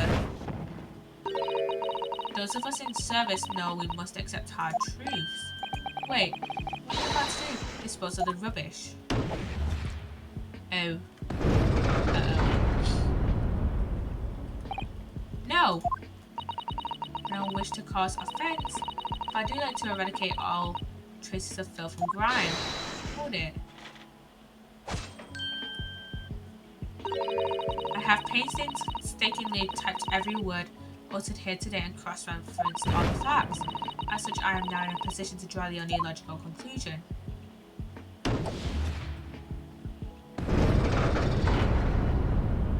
We fucked this trial up, haven't we? Not again. That's 4 out of 6 jury members who proposed a guilty verdict. There are only 2 left. We've had it. Every time I press through these witnesses for more information, I just make the situation worse. Nevertheless, what we need more than anything at the moment is more information. We're still very much in the dark. I suppose I just have to keep pressing the witnesses, knowing that more sparks may very well fly. We mustn't give up hope that we'll uncover something. We must give us a way to fight back. But alright, I'll keep trying. Can't give up.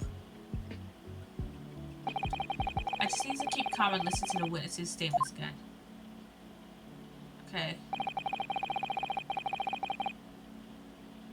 Hold it! You stabbed him, you say? And you were sitting up on the roof deck, were you? Yes, that's right, sir. I was on the roof seats.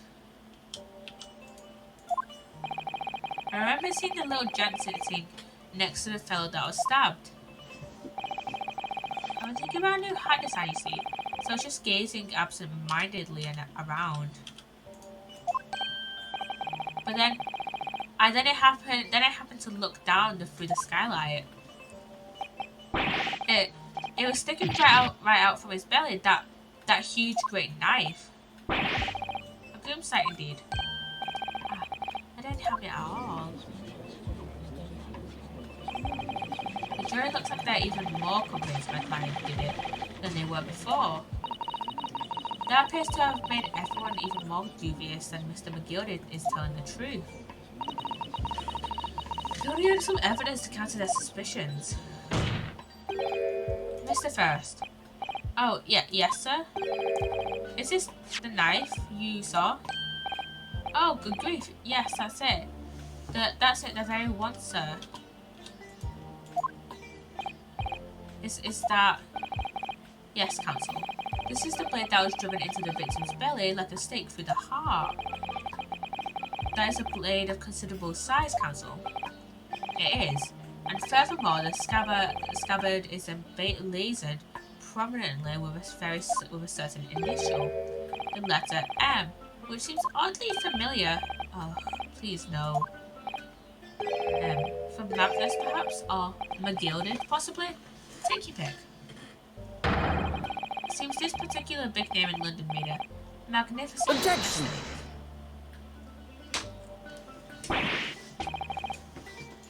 But there are M's everywhere. Like, yes. Like in this. Objection! This blade is far too extravagant for a poor brickmaker to have owned. No, this weapon of murder almost certainly belongs to the accused. Ugh. Not conclusive, but certainly compelling. The murder weapon added to the court record. My lord, I wish to speak. Yes, juror number 5. I take it that you too, as the master of the London Guild of Coachmen, the idea of the murder being committed in one of the city's carriages is utterly abhorrent to me.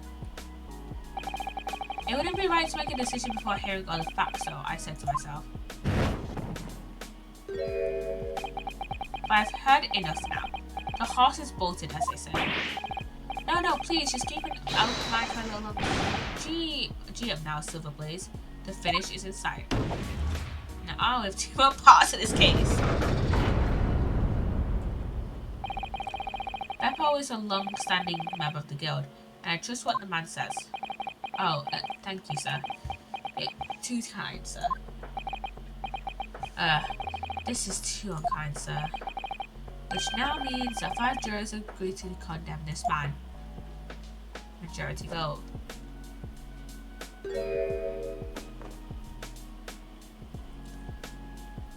Please take pity on me. Please, please, please, please. I have juror number 6. Yes, sir. What can I do for you? You have heard the testimonies of the witnesses in the stand. Oh yes, I certainly have. Still got my hearing, you know. Then, pray tell, why are you yet to pronounce your leaving?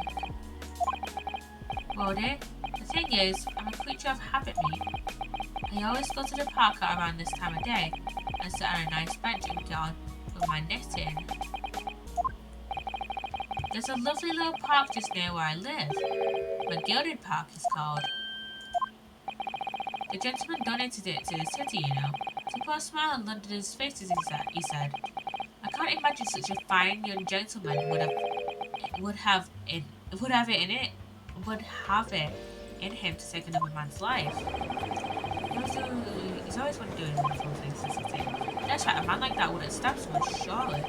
Well then maybe go to the McGilded Public Library later and borrow some more books. Yeah, he's done a lot of shit. How many Londoners live with their heads in the clouds? Do you people not know?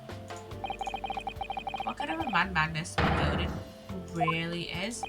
Please do tell. Please. Pray to tell. No, like it will make our case any worse. What kind of a man is he? The philanthropist Magnus McGilded has enough wealth to purchase the entire city he claims to value so highly. But But where did all that wealth come from? The client is a Shylock, sir, and one with the very darkest of souls. What? Stone the Crows. McGildy lends money to extortionate rates of interest, so his victims have no hopes of repaying him. So he's a loan shark. So he's, you know, another Don Tigre.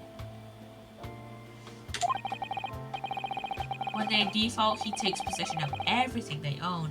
He's a vulture that preys on the weak. I've never heard of any mention of that before. Your faculties haven't deserted you, I'm sure, madam. So has this thought not crossed your mind? Would a man wealthy enough to buy London in its entirety not have a carriage of his own? What possible reason could this man have had to make use of a public omnibus service? You're not saying that the victim, a poor brickmaker, had next to nothing to his name, save considerable financial liability.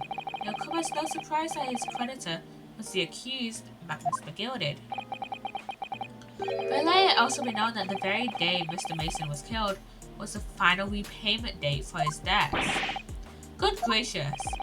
The brickmaker was destitute. He had lost his house. He had not a shilling with which to repay his debts.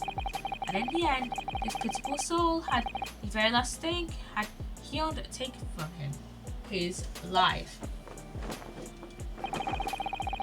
By the merciless philanthropist, pretender Magnus McGilded. I don't believe it. Hold it! Psssttt couldn't clutch. If I might add something briefly, Miss Psssttt. You claim that the victim had been lent money by Mr. McGilded. Where's the evidence to support your claim? Yo, where's your fucking evidence, Van Zeeks?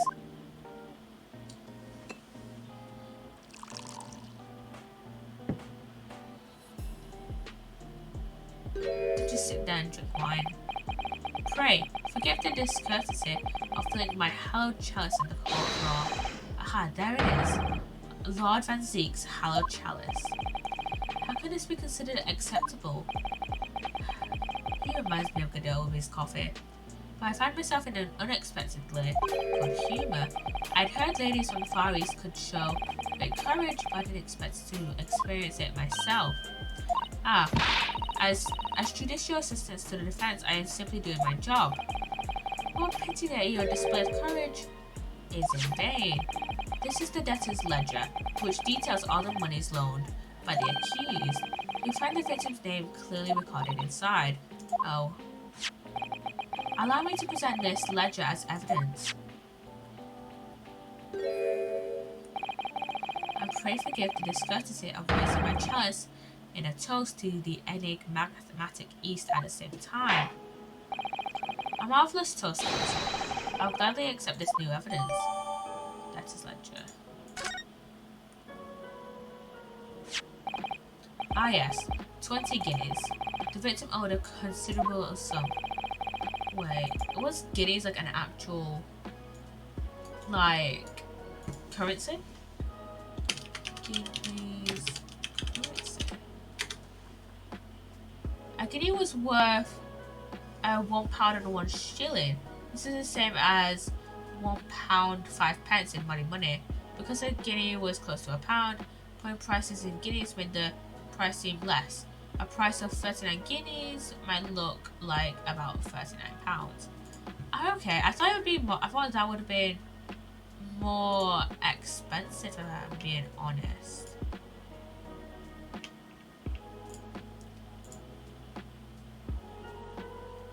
Okay, and then I guess the 1 shilling was like 5p.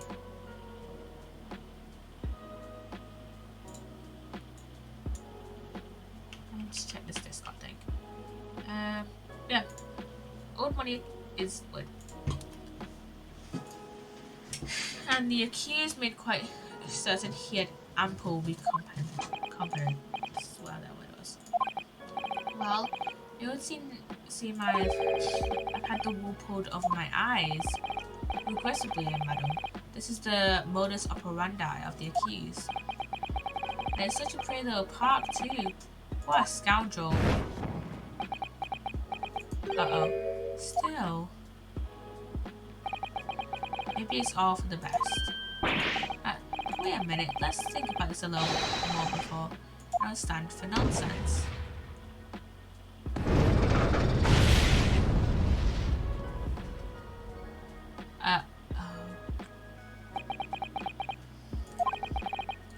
That was it. The last juror's decision.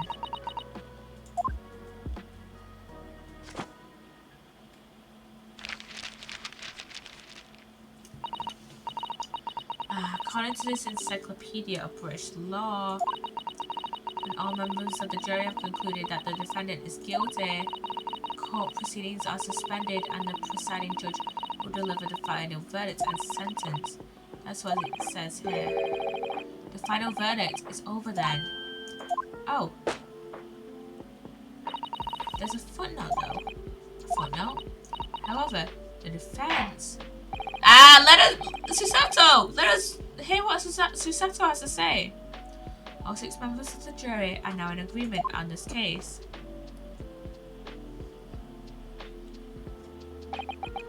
Allow me to convey my respect for your swift and righteous decision. According to the laws of this country, I will now conclude the trial by delivering my final verdict. I trust there are no objections. Psssttt, come in clutch, please. You're the one who has the encyclopedia. Miss Psssttt, just tell me one thing. Oh, yes? You were in the middle of saying something before. The footnote in your encyclopedia of British law. However, the defense. What did you say next? Oh yes, of course. One moment. When all members of the jury have concluded that the defendant is guilty, court proceedings are suspended and the proceeding judge will deliver the final verdict and sentence. And the footnote says, however, the defense has the right to demand a summation examination of the jurors at this point.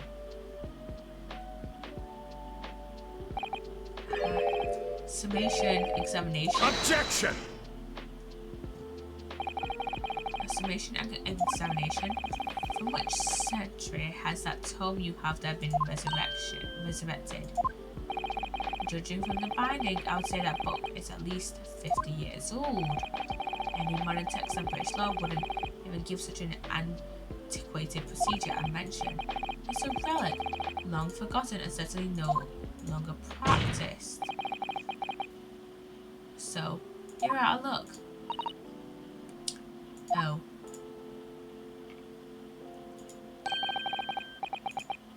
What even is it, Mr. Sato?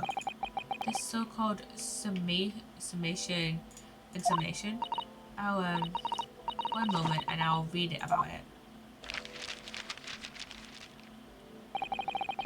You demand the right to a procedure before you even understand what it entails? Typical Nipponese. Alright, Mr. Naruhodo, I think I understand. It seems that under this procedure, you would be able to appeal to the members of the jury. To do what exactly? Appeal to them to change their leaning and reverse their decisions, and it says here that if successful, the proceedings of the trial must be resumed. Make them reverse their decisions. Yes, in times gone by, barristers would use a summation examination to attempt to influence the jury's decision. When that procedure became something of a formality, with no practical benefit really, so it rather fell out of use. I wonder why. Because it was devoid of purpose. Changing just one member of the jury's mind would be hard enough, let alone several. No self-respecting defense barrister would even assert his right to try in this day and age. Still, I don't see any mention of the procedure actually being formally revoked. So technically, we can still use it. What are you suggesting? I'm suggesting that although it may be antiquated and largely forgotten, it isn't yet extinct. What do you think, Mr. Naruhodo? A summation examination. Our last possible option. Do you assert our right to carry it out and admit defeat? assert our right. The defense wishes to assert its right to a summation examination. Objection! London is the capital city of the most powerful nation on earth. We have a duty to the world to exemplify the very highest standards of judicial procedure. Summation examinations are an embarrassment that should remain buried. Objection! But if it's our right, it's our right. I believe it could prove vital in this trial. The defense's position is perfectly valid.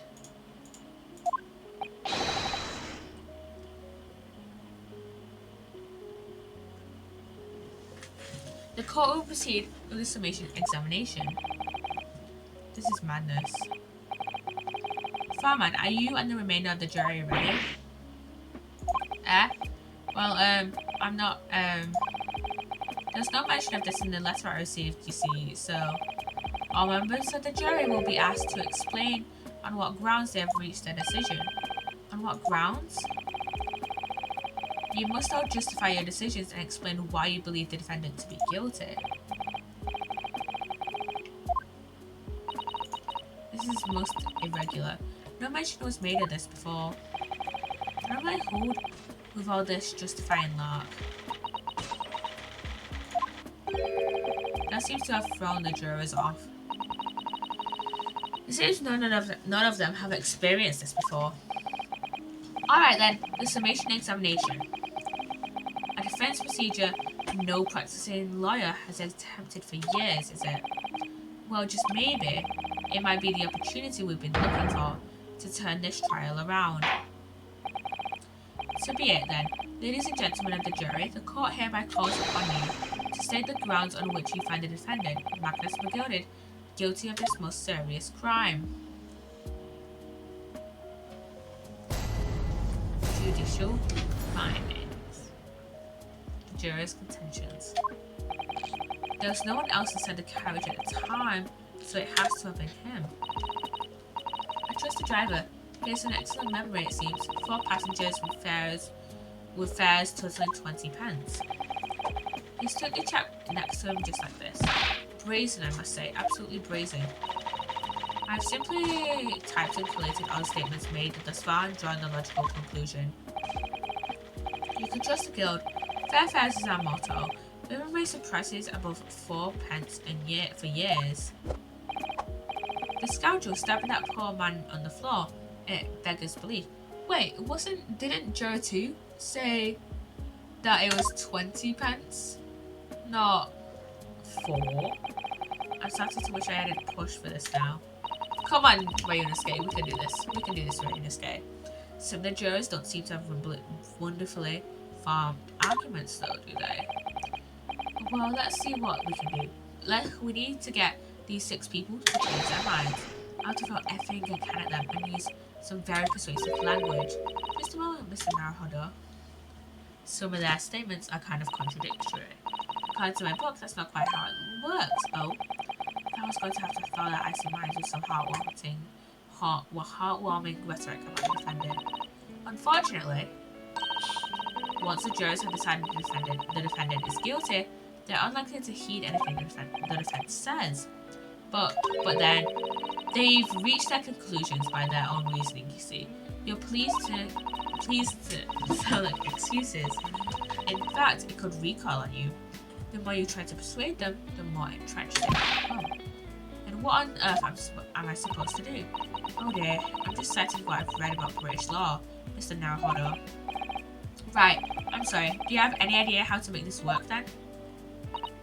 Well, from what I can understand, the key to this procedure is using the jurors' own words to make your arguments.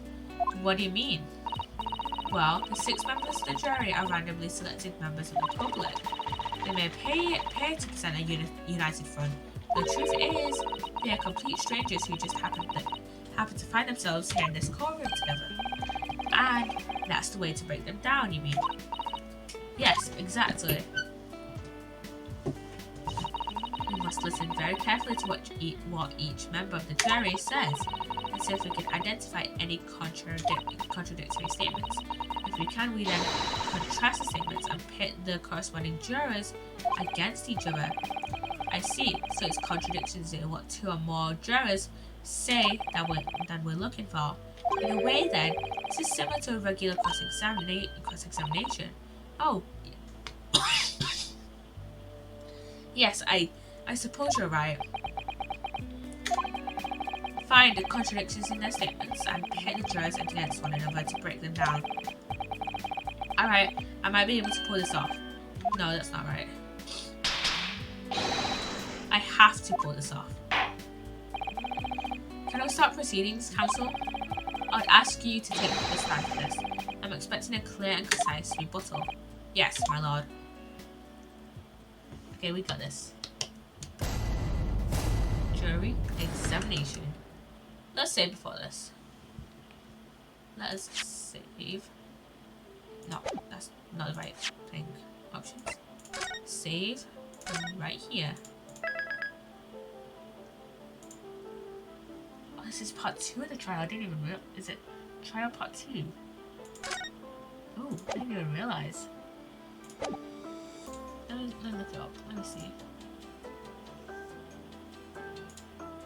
I thought this was just part 1. Does this have more parts than I realized? Because it's on this website I'm on, it says there's only 3 parts to the trial. We can do the later parts tomorrow. Not tomorrow. Sunday.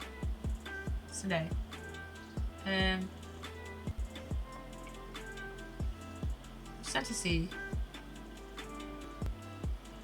Right, let's see. I'm on Fandom Wiki. Why is Chrome freezing right now? Okay, so apparently, trial part 2 is apparently decently short. It's like the last part of the summation examination. So, oh, I think we're actually quite close to the end of part 1 actually.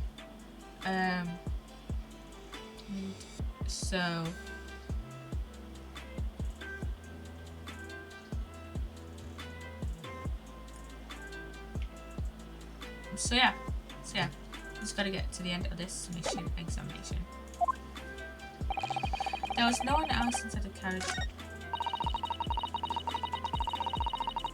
Wait, who was it that said it?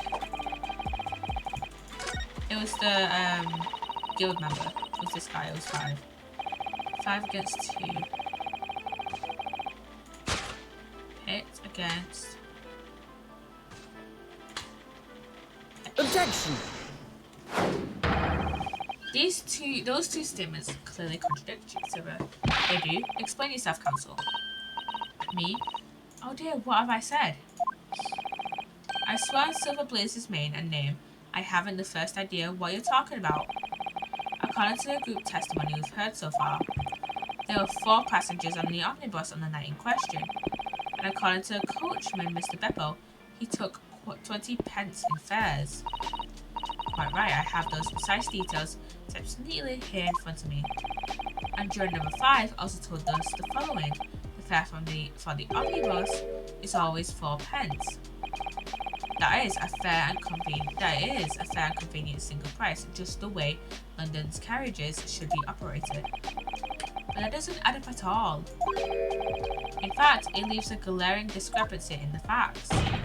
Why, man, why? 4 passengers paying 4 pence each. If you do the multiplication, it would be 16 pence. Exactly. As I said, it doesn't add up. The figures are different. By 4 pence, in fact. Or precisely, one person's fare. One person's fare? Yes, in other words, on the omnibus that night, it's distinctly possible there's another passenger we've heard without. Good gracious. This can't be right. The coachman and the guild are good, honest men, and all trustworthiness is our watch. Whatever he said. What did he say? Watchword. The figures your coachman claims most certainly do not add up. Your watchword, good sir, is a fallacy. I beg your pardon? Mr. Guildmaster, I think you ought to consider that if this trial were to end now, the news will surely spread all over London. The news how one of your coachmen tried to hide the fact that he lets nefarious characters ride his omnibus. Alright then, how do I make it so this miserable trial doesn't end? Well, according to my book here, we simply launch a ball of fire onto the innocent side of the scales. Now hold your horses there, coachman. We are all in agreement. Why do you have to go and... Wait till I get my hands on you, Beppo.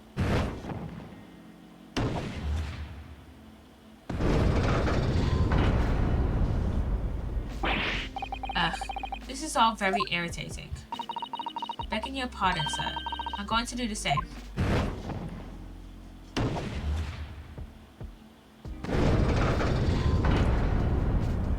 2 versus 4. For the love of Mike, not you as well. A penny can be the difference between a smile and a tear after all. I certainly can't put my trust in someone who doesn't follow my exacting standards in financial matters. Oh really? I for one think it's the only it's only proper that we hear from the witnesses again.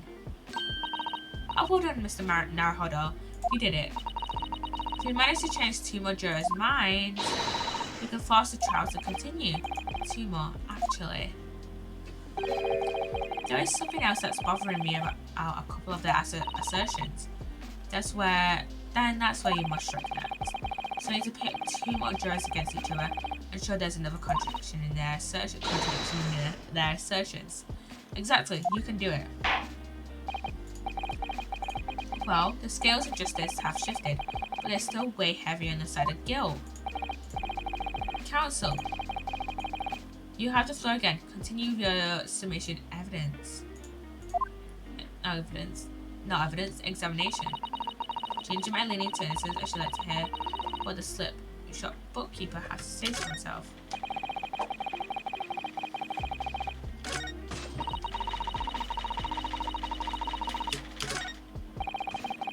Good, Beppo. This trial has to continue so I can get to the bottom of this corruption of the TSA. On the floor. This guy, her testimony is different from his. Because on the floor versus next to him. Objection! Hit them against each other. Those 2 statements are completely contradictory. What? Explain, counsel, post haste. Oh dear me. I was only knitting a jumper for my other half. You say it's for your grandchild, you liar. What is all this claptrap? What does contradictory mean, I ask you?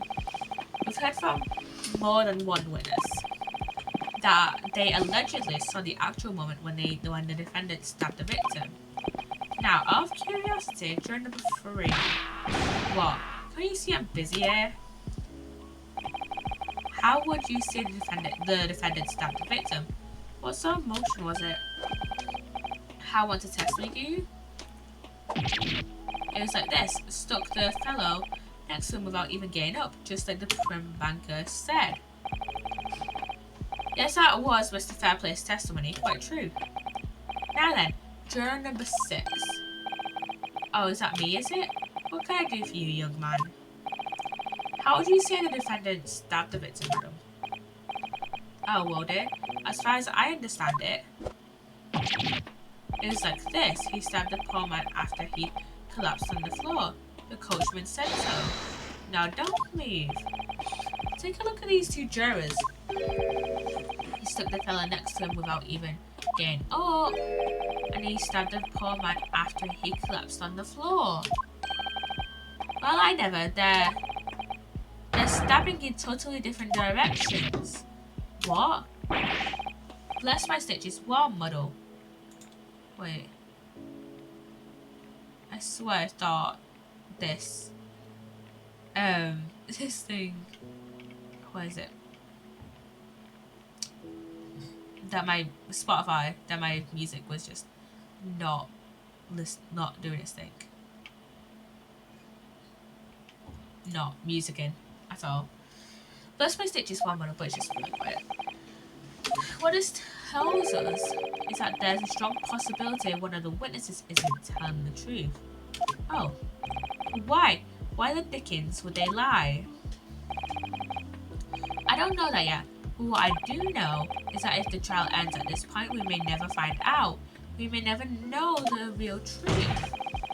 Ladies and gentlemen of the jury, can you really let that happen in all good conscience? Glad you say, oh dearie me. I can't abide people telling lies.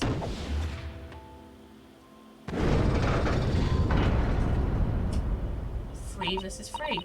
The scales. I don't believe it.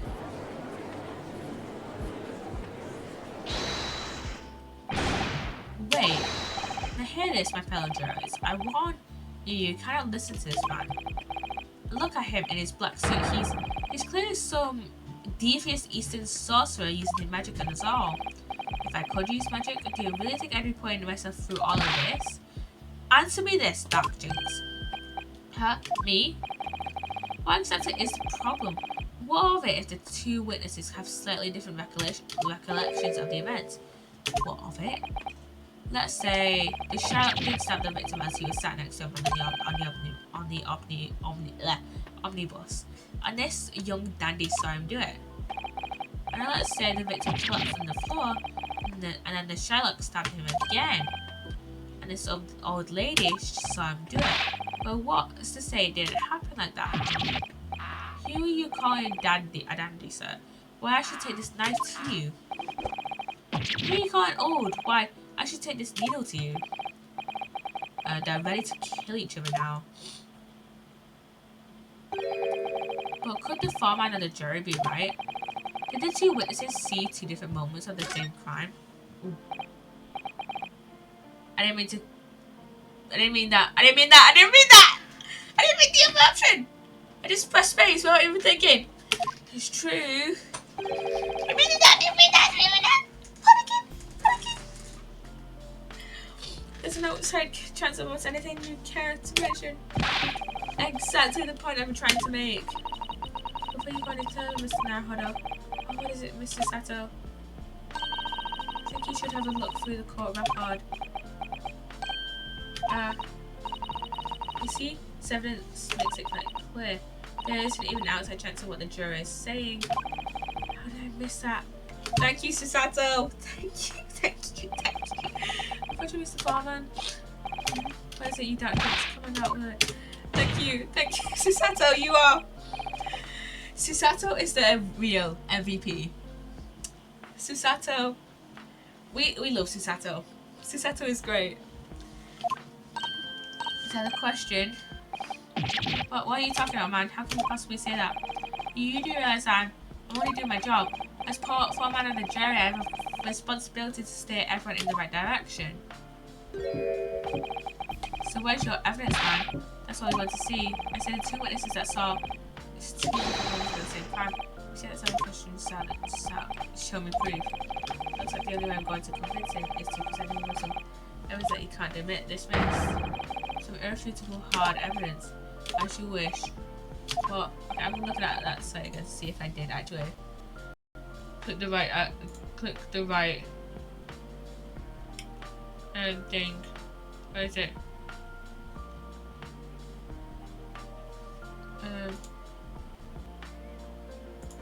Where's it?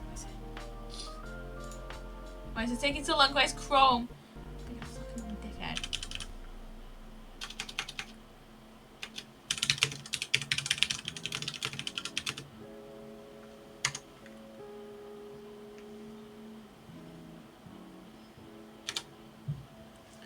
Why is it taking so long? Jeez. Where's Chrome? Being the worst thing ever. Chrome is the worst. I should really change over to like Firefox or something.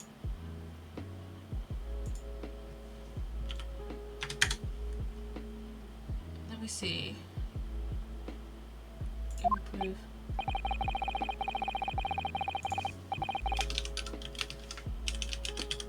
I think the only thing we can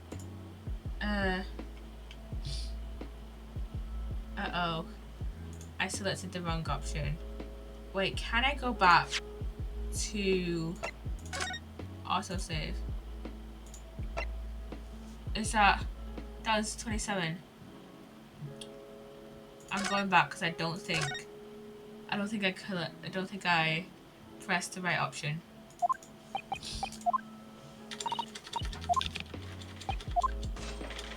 Oh, this is.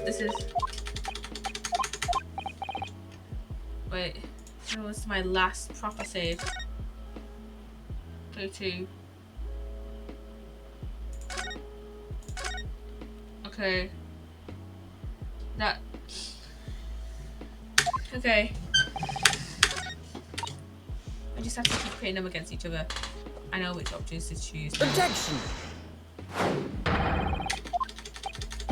Just speed through this because I know I clicked the wrong option in that bit.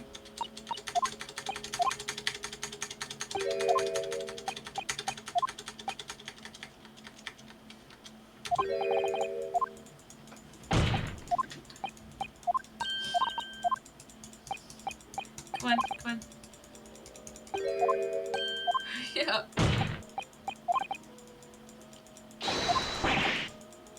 I want it. I want to do this thing. I know which ones to put against each other.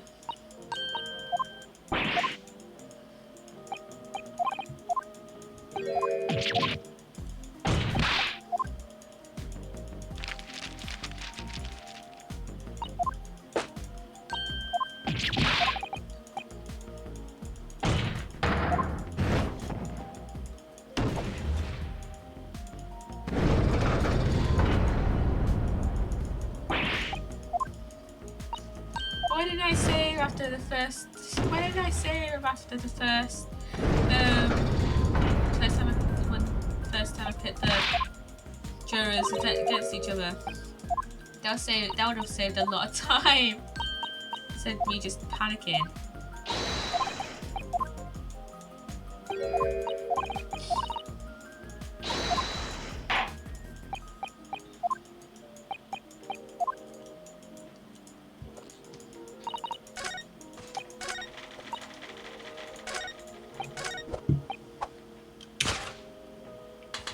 Objection!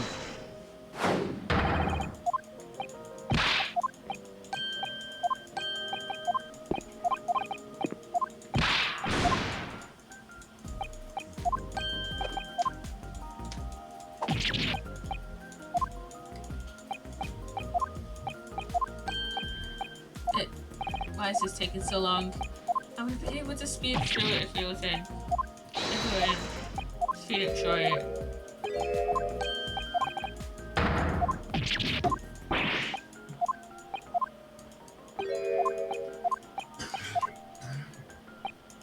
Okay. What's the thing? What's the thing?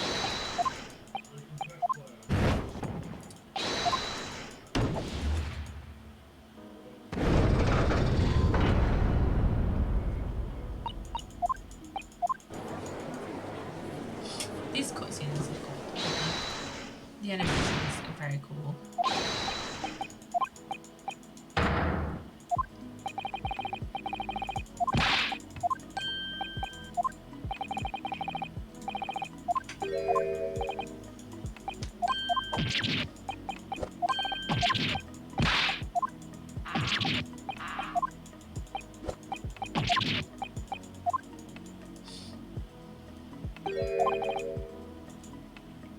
It's out of the question. It's out of the question.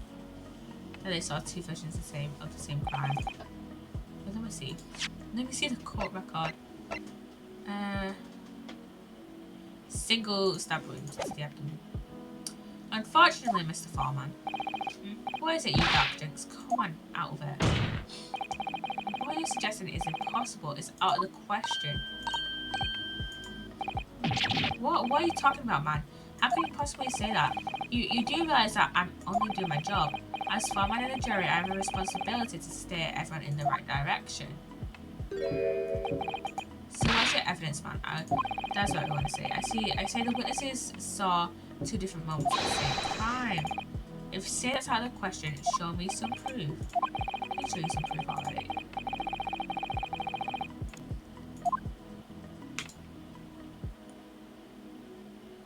Uh-oh. Thank you, Nordic. Hello, hello. Thank you for the raid. Hello, hello, hello, hello, Soulcust. Welcome on in. Hello, everyone else who came over from Nordic's chat. Welcome on in. How was your stream? How's your stream, Nordic? How is it? How is your stream? My stream was great. I'm glad to hear it. It's gonna shout a bit of a lot. You know what? Completely fair. Completely fair. We are playing through a case. Yeah, so God's gonna embody. So today we're playing through the adventures of the runaway train. This is a trial from the Great Ace Attorney Chronicles, and we are on the first part of the trial, and currently we are talking to the jury and saying like, hey, the stuff you are saying, the reasons behind why you think the defendant is guilty don't match up with each other, and maybe due to some misinformation, or there may be some other evidence that we are ignoring. So that is what we are going to do. We just got, let me look for history. So at this current moment, juror number one was like, hey, what these two witnesses who kind of gave the misinformation for the jury were like, hey, maybe they told two different versions of events, when we kind of know that couldn't have happened because of the stabbing, of the killing of the victim, because this is a murder trial, by the way, and the victim was stabbed, and this juror is basically implying, hey, maybe you stabbed twice, maybe these two witnesses saw two separate stabbings of the same victim. But we know that couldn't be correct because in the autopsy report it says that he died because of hemorrhaging due to one stab wound. Anyways, I'm going to get through the rest of this part of the trial. I think we're towards the end of part 1 of the trial, and then I'm probably gonna do parts 2 and 3 on when I next stream on Sunday, if you guys are willing to join me then. Yeah, I think we'll be completing on Sunday we'll be completing the jury section of this. I think that's what I'm gonna do. And yeah. let's get back into the case. Thank you again, Nordic, for the raid. How's your stream going then? It's quite fun. It's going quite fun actually. I did accidentally choose the wrong choice for one of the questions. For one of the questions, it was like we had to choose 2 options. One was like, oh yeah, there could have been 2 people at the crime scene, and that's a lie. One of the options was like, oh, that is the journey and it happens. Yeah. One of the options was like, oh, it's possible that the witnesses saw 2 different events of the crime scene, and another option was like, no, it's out of the question. There's no way they saw 2 different events of the crime scene. Someone must be lying. And so I had to go back into a previous save and just spam click through the dialogue just to get back to this point. I mean, to be fair, I made the last save 20 minutes ago, so it was quite a bit of dialogue, but we managed to get out. Some irrefutable hard evidence. As you wish. What? I'll give you the proof. It's out of the question that the two witnesses saw two different moments of the same crime, as proven by the autopsy. Take that! This is the victim's autopsy report. According to what's written here, Mr. Mason was stabbed in the abdomen, Mr. Mason being the victim, only once. Only once? It's quite simple. The victim was stabbed precisely one time.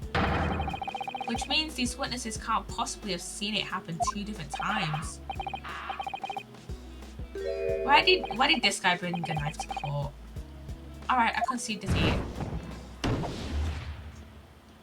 This is like what? 4 out of 5 jurors, I think?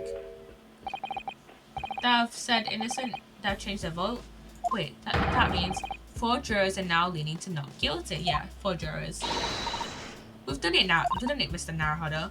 We've won. Why are you playing that, you dandy fool? Shut your trap, sir. No one deceives me. But we had a consensus. I said shut your trap. I know a liar when I see one. And if the trap ever dares to cross the threshold of my shop, I'll take this razor-sharp blade and shave every last hair off his head. Please tell me he's a barber. Well, in a quite remarkable turn of events, the defense's summation examination has flipped the balance of the scales of justice. The jurors now stand at 2 for guilty and 4 for not guilty. Accordingly, there's no longer a large enough majority among the jury for me to adjudicate, and the trial must continue. I hereby ask the defense, prosecution, and witnesses to return to their places. I call upon all of you to continue to pursue the truth.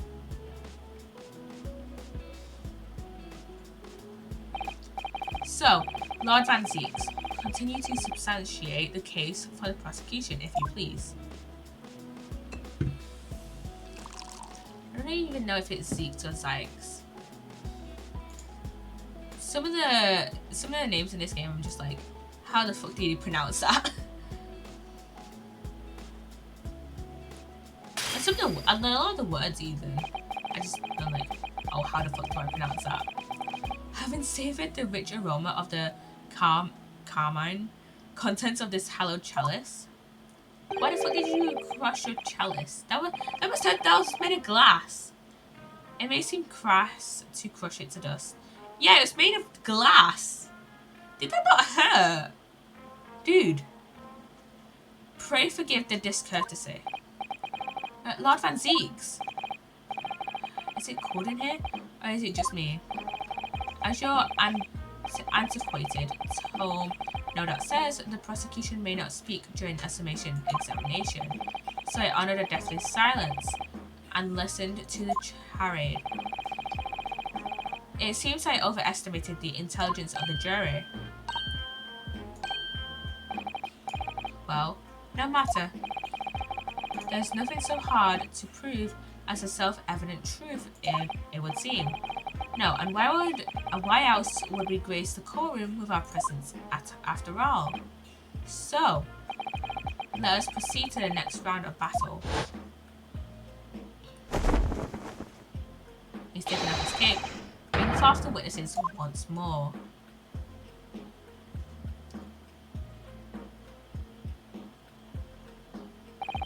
Witnesses, I trust you heard the summation examination we have just had to endure. Oh yes, sir, that I did, sir. Of course I heard it.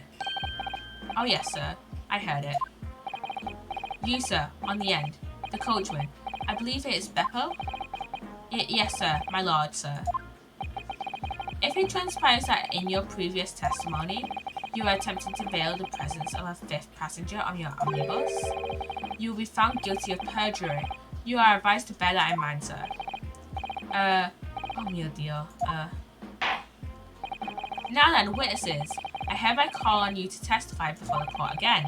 You will explain the various misgivings brought to our attention by the defense's summation examinations. Witness testimony. I'm looking back on that thing. I think we're on part 2.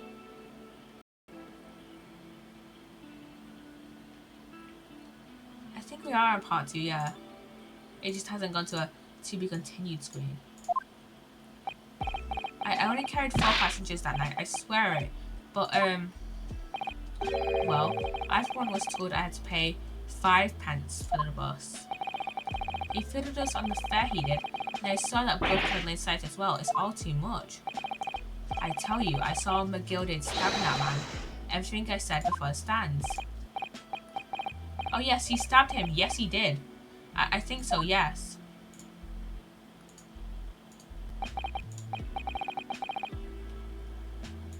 Council, make sense of this for me. The phantom 5th passenger conjured into existence by my learned Eastern Fair never existed. The confusion has arisen from the coachman's sly little cousinage. Beppo, explain yourself. I'm terribly sorry, guide master. The guide's fare is 4 pence across the board. You know that. Am I to understand that you've been overcharging our passengers by a penny a fare? It's so cold, and the last run of the day is always half empty. You have been dishonest, coachman. I'm sorry. You're a disgrace, Beppo. A disgrace. And your selfish acts. Why can't I speak? Selfish actions. That is a very simple word that I know I can say. I just words have brought dishonor on the entire guild. If I may, sir, if I had to pay 10 pence on the bus just last week, what? 4 passengers at 5 pence each is, yes, 20 pence.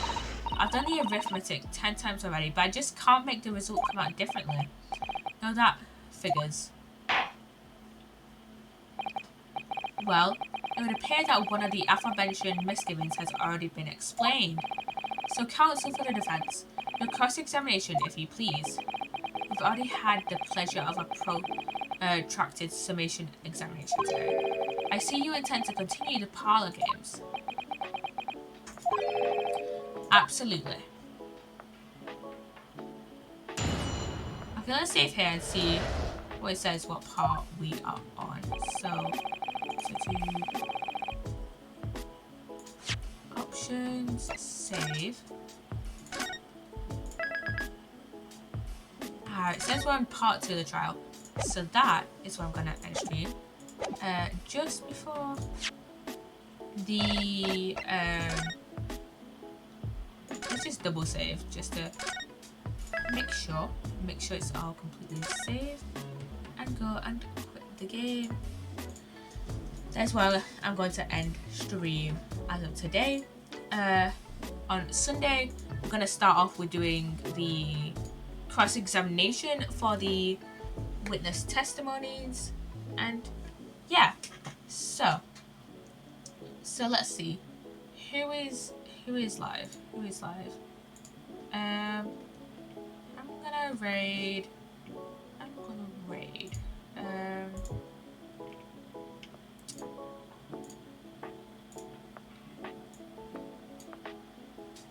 the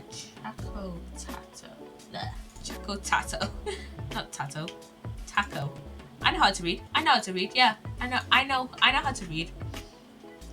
This is what happens every time I play Ace Attorney. My words just don't come out properly. This is just what happens. This is just what happens. But just bleh. And so yeah. They're playing Fortnite. So yeah, let's go raid. Let's go to raid screen. So yeah, search raid the Taco. And yeah, hope you have enjoyed this stream. Thank you again to Nordic for the raid. Hope you've enjoyed the stream. Follow all my socials. They're in the panels. They should be all down below. If not, they're in commands. Hope you've enjoyed the stream, and I shall see you guys on Sunday for more Chronicles. So yeah, bye bye guys. Bye bye.